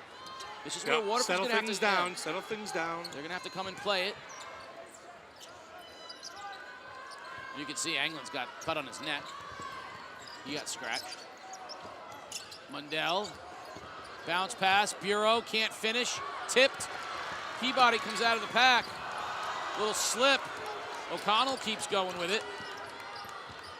Goldschneider, open look for three. Oh, that was all the way down, but look at Hines. Go up with the follow. He'll go to the line and shoot two. Well, Jeff Bernardi wants a timeout, and I don't blame him. Little hustle play is going Waterford's ways right now. East Lyme maybe a little bit tired. Let's call a timeout for the last 4.5 minutes and get reorganized. And for Waterford, a little fight. You talked about some effort guys into the ballgame. How about Hines?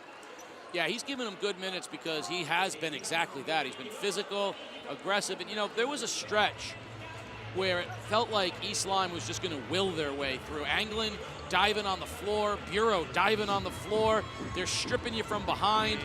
And I think Coach Bassett was like, all right, who's our guys that are going to do that? Right. And then Hines came in and did exactly that. He was diving on the floor. And I think that's really what Coach Bassett's looking for. Now, you're down 9 and you're at the line. So make your free throws. Score points, clock's not moving. Right, make your free throws, get it to 7. You got a lot of time left, but you got to go play great. You just got to go play good defense, on the ball defense, and see what happens. East Lyme is.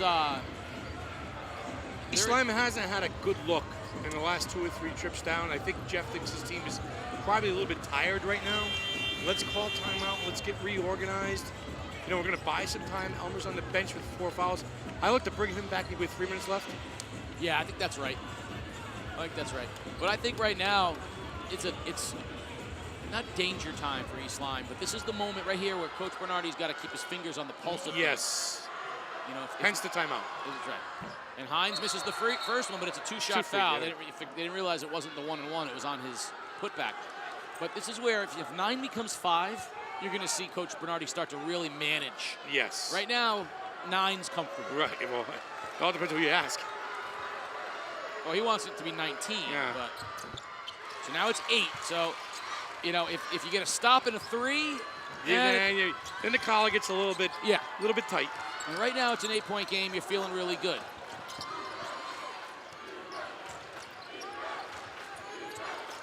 Anglin gives it back to Mundell. A lot of cuts. Guys are open. Waterford's got to try to get a turnover here. And they get a foul. Goldschneider fouls Mundell, so now it'll be a 1-and-1 for East Lyme. So you got to think now, too, with 4 minutes left to go, with both teams in the bonus, the free throw line will play a big deal heading down the stretch of this game. And this is also when does 4 minutes feel like 40? This is where it's going to start right now.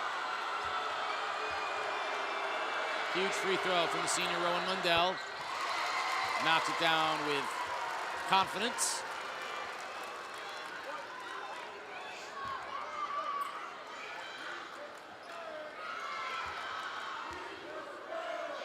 One more.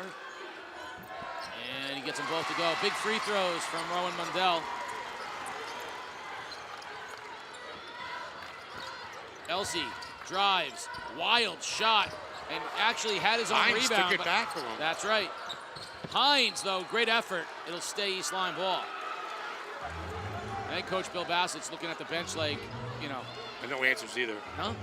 Not if you need quick points. That's the thing, is they don't have a quick set. I mean, they got guys who work the basketball. They're not a press, and this is going to be tough for them to come back.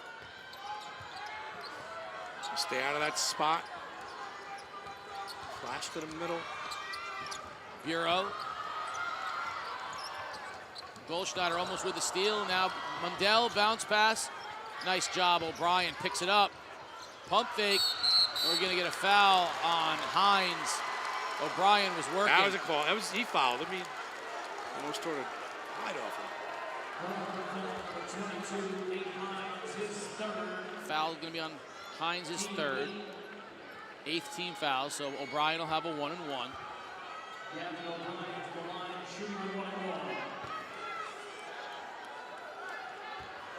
And I'm going to go back to the beginning of the year when we did East Lyme NFA at East Lyme. Yeah. And we were talking about who's the best team in the ECC. And that night, it was clearly NFA.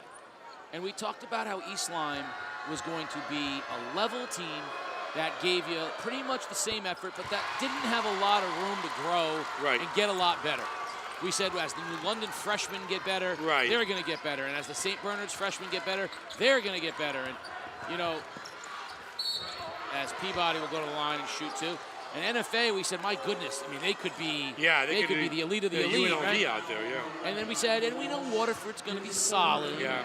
And here we are, 3 minutes and 16 seconds away from East Lyme winning the Division I Boys Championship. There's no Devostrowski out there. There's no Luke Leonard out there. And they've beaten NFA, and they've beaten New London on the way. They will have beaten the teams to get here. Yeah. I mean, they will have beaten the 2, 3, and the 4. I mean, you can't ask for anything else. Turnover, though, in the other direction. Now Waterford down 11 with the ball. No quit yet in these Lancers, but, I mean, that would be just remarkable.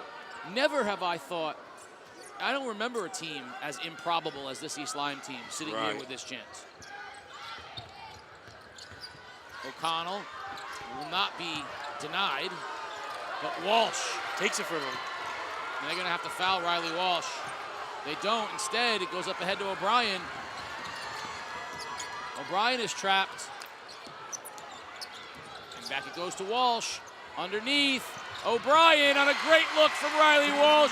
And right now, the Vikings, they're feeling it. That's a kitchen sink play right there. Everything but the kitchen sink and then some. And with 2:45, Owen Elmer is coming back in the ball game. And look at nothing wants to go down, but Hines working so hard. Peabody. And we're going to get a foul on the Vikings. I think Bureau went to the ground hard. He went down hard onto the floor, so we're going to help him up. Elmer will come in to him. So Elmer's going to come back in the ball game almost assuredly for Bureau. Yeah. And good minutes from the junior, John Bureau.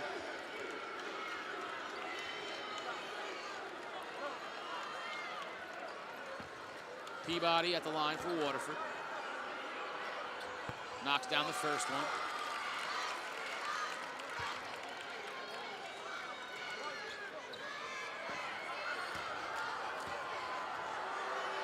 One more, and he knocks them both down.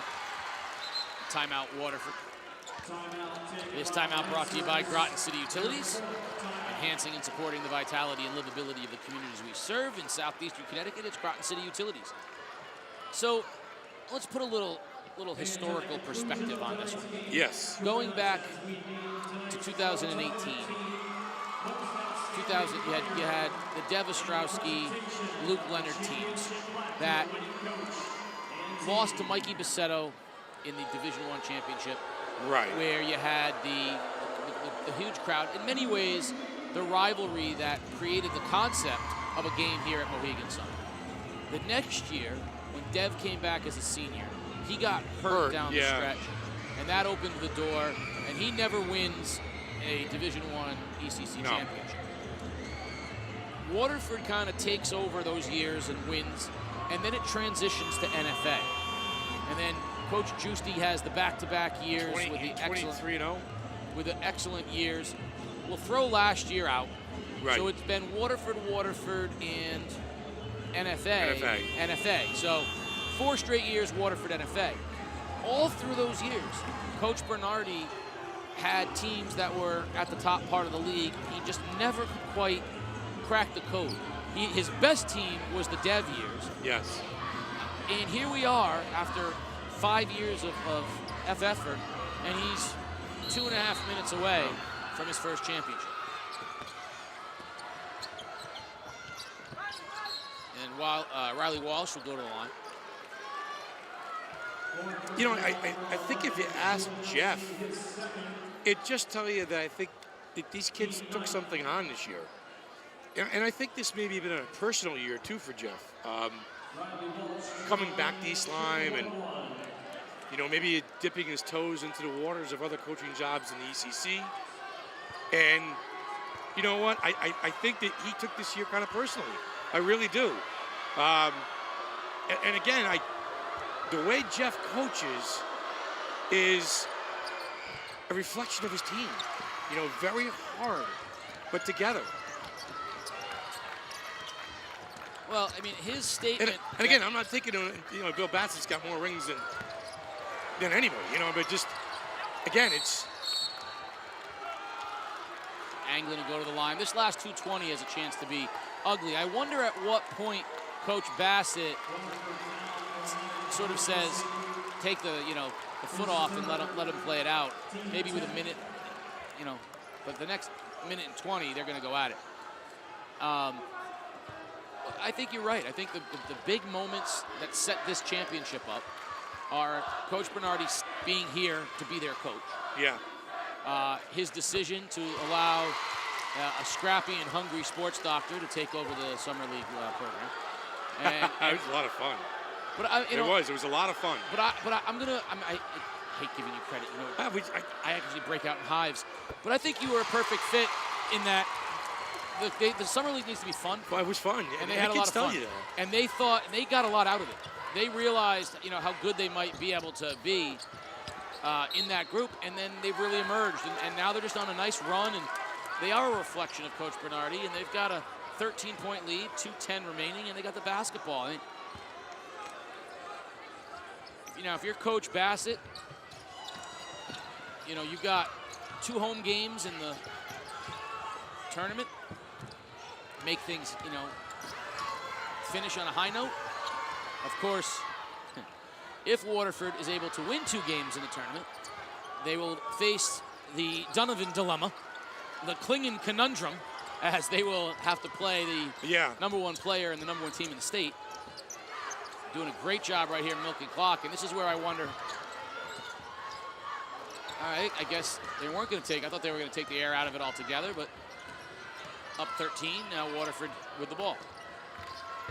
LC drives and loose on the floor. Lyme still scrapping. Still scrapping. O'Brien ends it up with it. Mundell. Take the air out of it.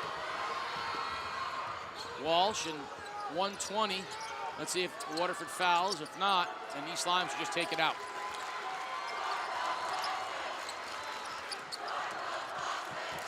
The East Lyme Vikings are a minute and change away from a Division I championship in the ECC, and Viking Valley will go crazy. Waterford's not going to foul. Riley Walsh says, let's go, Viking Valley. We got this one. I think East Lyme will eat it. And Waterford will let them. Yeah. Coach Bernardi coaching till the absolute end right now. They're saying patience, patience. Look at him. Walsh goes to the basket, draws the foul, so he'll shoot. 36 seconds remaining in the ball game. So for Waterford, you're going to end up in the state tournament, and you're going to have 2 home games if you can win them, and you face Donovan Klingen, and you see what can happen. East Lyme heads into Division III, and is this their championship? Or they think, I mean, This is their championship, yeah. 14th ranked in Division III. You know, I say that, but why not? I mean, is there more house money to be played with than what East Lyme has right now? Now, they're going to have to go through hand. Yeah. But, and I mean, I don't think it's probable, but I also didn't think it was probable that they could beat the 2 teams they beat to get here. 31 and change. Coach Bernardi calls a timeout. And I think this is going to set the stage for just the guys who are on the floor to end this thing as they're up 13. Oh, 30-second timeout. Viking Valley's going to go nuts. Yeah. And it's well-deserved for them, too, because it's been a long time. The Lancer Nation has left the building. Yeah. I want to say that again. Lancer Nation has left the building. They're gone. They are out of here. And Viking Valley There's empty is seats. in full effect. It's a good seats open in the Waterford student section. See ya. The sea of blue has parted.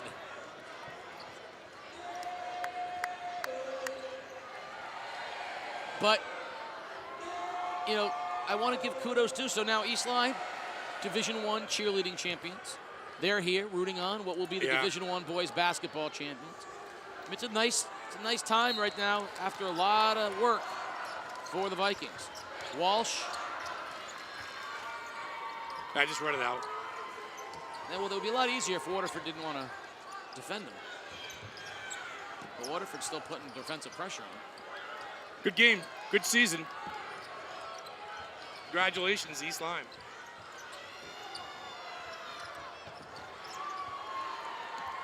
.38-35, we're down under 5 seconds.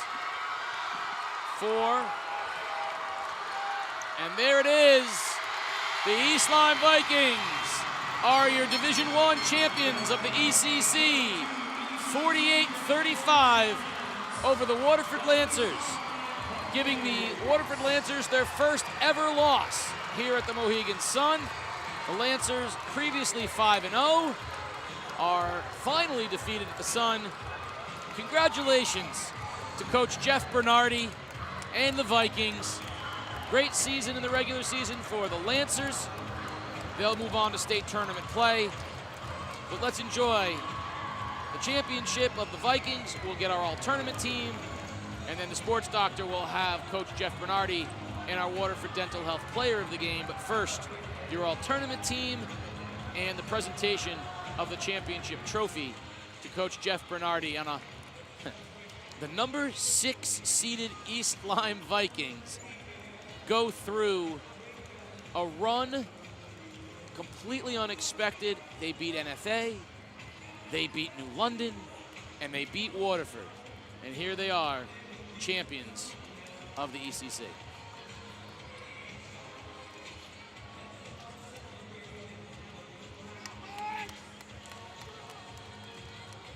As fierce as the rivalry is, at the end of the day, there's a lot of respect between those two gentlemen and the kids they coach. And if there's anybody who knows about winning, it's Bill Bassett. And now Jeff Bernardi is champion as well. Ladies and gentlemen, if I can have your attention, please.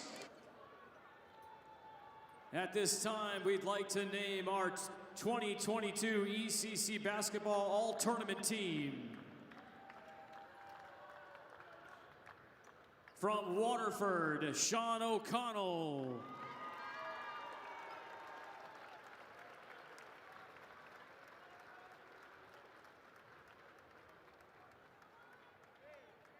From Waterford, Jordan Elsey.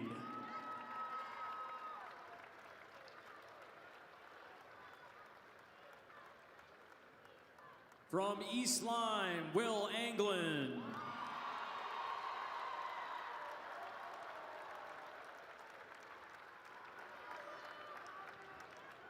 From East Lyme, Gavin O'Brien.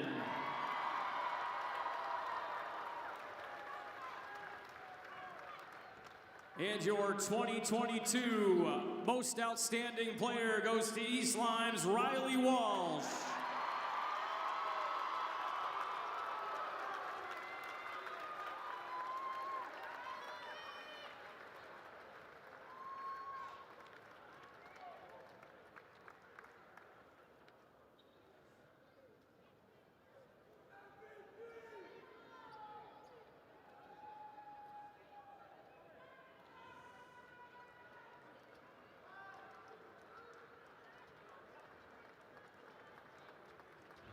Now, ladies and gentlemen, if I could direct your attention to center court, where ECC basketball chairman, Mr. Jim Bunicor, will present to Mr. Jeff Bernardi and the East Lyme Vikings the 2022 championship plaque.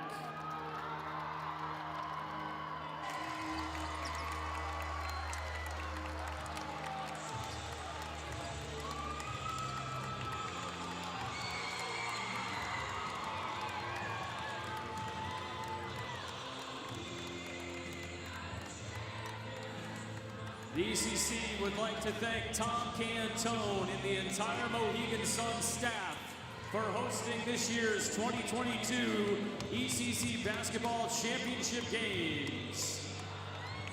We look forward to seeing you in 2023.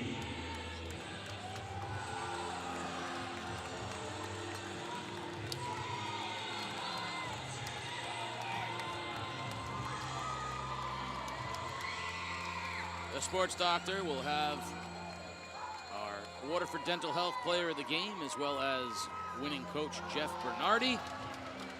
Happy group of Vikings. They are your Division I champions in the ECC. And the sports doctor is herding up the Vikings right now, and he will be there with them. Sports doctor, take it away. Okay, Jeff, first of all, congratulations. Listen, you've been knocking on this door for a few years. Seems like 5 or 6 years. Maybe you've had some better basketball talent. Maybe you had some better players. But what I want you to do is I want you to talk about this team. You know, all year, we've just said defense wins championships. This team just exemplifies that. You know, it's all heart. You know, heart over hype, whatever you want to say. There's a ton of sayings out there, but this team just finds ways to win. One of the things you talked about, too, is being battle-tested. Out-of-conference schedule, Xavier, Southington, some of these tougher schools. You said you hit a loss or two along the way, but it actually made you better for it. Yeah, I think the Conard game was a turning point for us. You know, we lost by 2. We had the lead with a minute to go. But I think that proved to us how good we can be. And then we did some self-reflection, and we kind of rebranded ourselves a little bit. We really emphasized the fast break and starting to play faster, starting to play to our strengths a little more, and that really turned our season around. Has this team played better with the underdog mentality?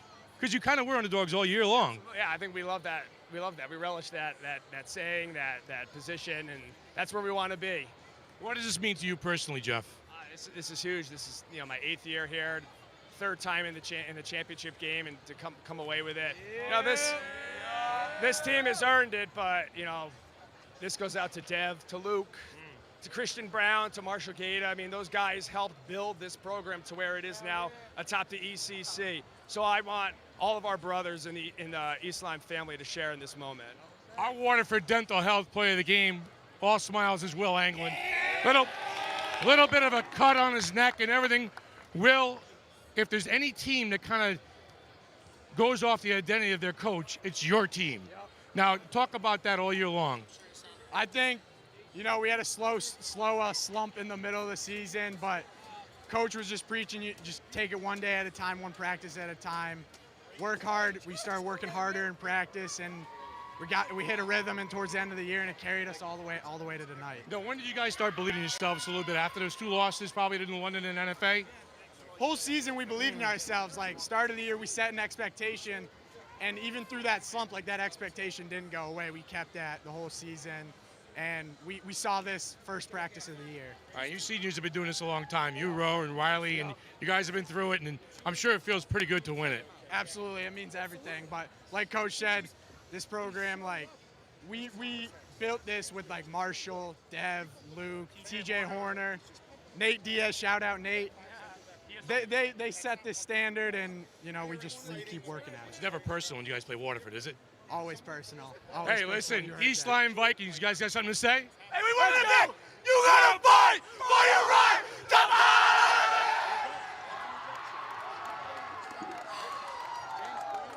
Oh, well, I think it pretty much says it all. The history of the program leads you to today. Some of the greatest moments in game day have been brought to you by this rivalry, the great play of East Lyme. And there's your MVP of the tournament, Riley Walsh. O'Brien was great, knocking down open shots. Waterford wouldn't quite go away. Petrowski trying to get something going. And Morrell finishing at the basket. And we kept waiting for that Waterford run, but Walsh started to feel it, knocking down open threes. And East Lyme just out hustling and out running. Walsh beating everybody down the floor. And as much as Sean O'Connell and his individual effort tried to keep Waterford close, at the end it was just too much Will Anglin and Riley Walsh, too much hustle from East Lyme. The effort never wavered. They were able to finish plays throughout the course of the game, and Waterford never quite able to get things going.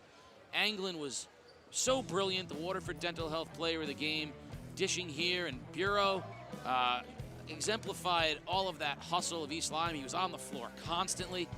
Waterford, a great champion, refused to go away, but at the end of it all, it was Mundell and his teammates able to pull through, and at the end, Walsh, O'Brien, the whole group of Vikings, everybody touching the basketball, and just too much for Waterford to overcome. Elsie and all tournament players, so great in the semifinal, but just not enough, as East Lyme was able to win their first Division I championship for Jeff Bernardi, and the celebration is underway and well-deserved. And the echoes of the great players in East Lyme over the past years that weren't able to get this championship, what a class act for Will Anglin and Jeff Bernardi and all of the Vikings to understand that they are atop what others helped build, and they are the champions of ECC Division I. And Sports Doctor, I know it's, happy group of kids, but you can hear the emotion in Jeff Bernardi's voice. Choked up, wasn't he? Because you know, like you said, you know, the foundation was built, but he got one now. He got one, yeah. And it's tough. I mean, you talk to some of the guys who have been around the league a little bit. Dave Cornish only got one, you know, when he finally got it, and, you know, how it feels to good. And, again, we talked about it. You know, maybe better teams, better players, better basketball talent, but, you know, this kind of team took on his identity. Yeah, and defense was what I like when he said they wanted to rebrand themselves, right? Defense, get out and run a little more, and, you know, it really changed their identity, and they couldn't have played any better. Down the stretch, they just kept winning game after game, and then they ran through the tournament. And there was no flukes in the tournament. I mean, they beat the 2, 3, 4 seed. No flukes at all. No. So what'd you have to do? You beat the New London Whalers, you beat the NFA Wildcats, and then you beat the most successful team over the past 5 years, who's never lost here before, and now they have. So big time. You know, it's been a great regular season, great postseason. We're not quite done with game day. You know, as the tournament unfolds, both on the boys and girls side, keep your eyes open for us to grab a game or two heading into the state playoffs. But what a great day tonight here at the Sun. Congratulations to Stonington and to East Lyme, your Division II and Division I champions of the ECC boys basketball. Thank you to Mohegan Sun for all of your hospitality, Jim Bunicor and all of the ECC. We appreciate your effort. For Peter Wappy and the crew, for the sports doctor, Keith O'Brien and Mike DeMauro, I am Casey O'Neill. Good night, everybody.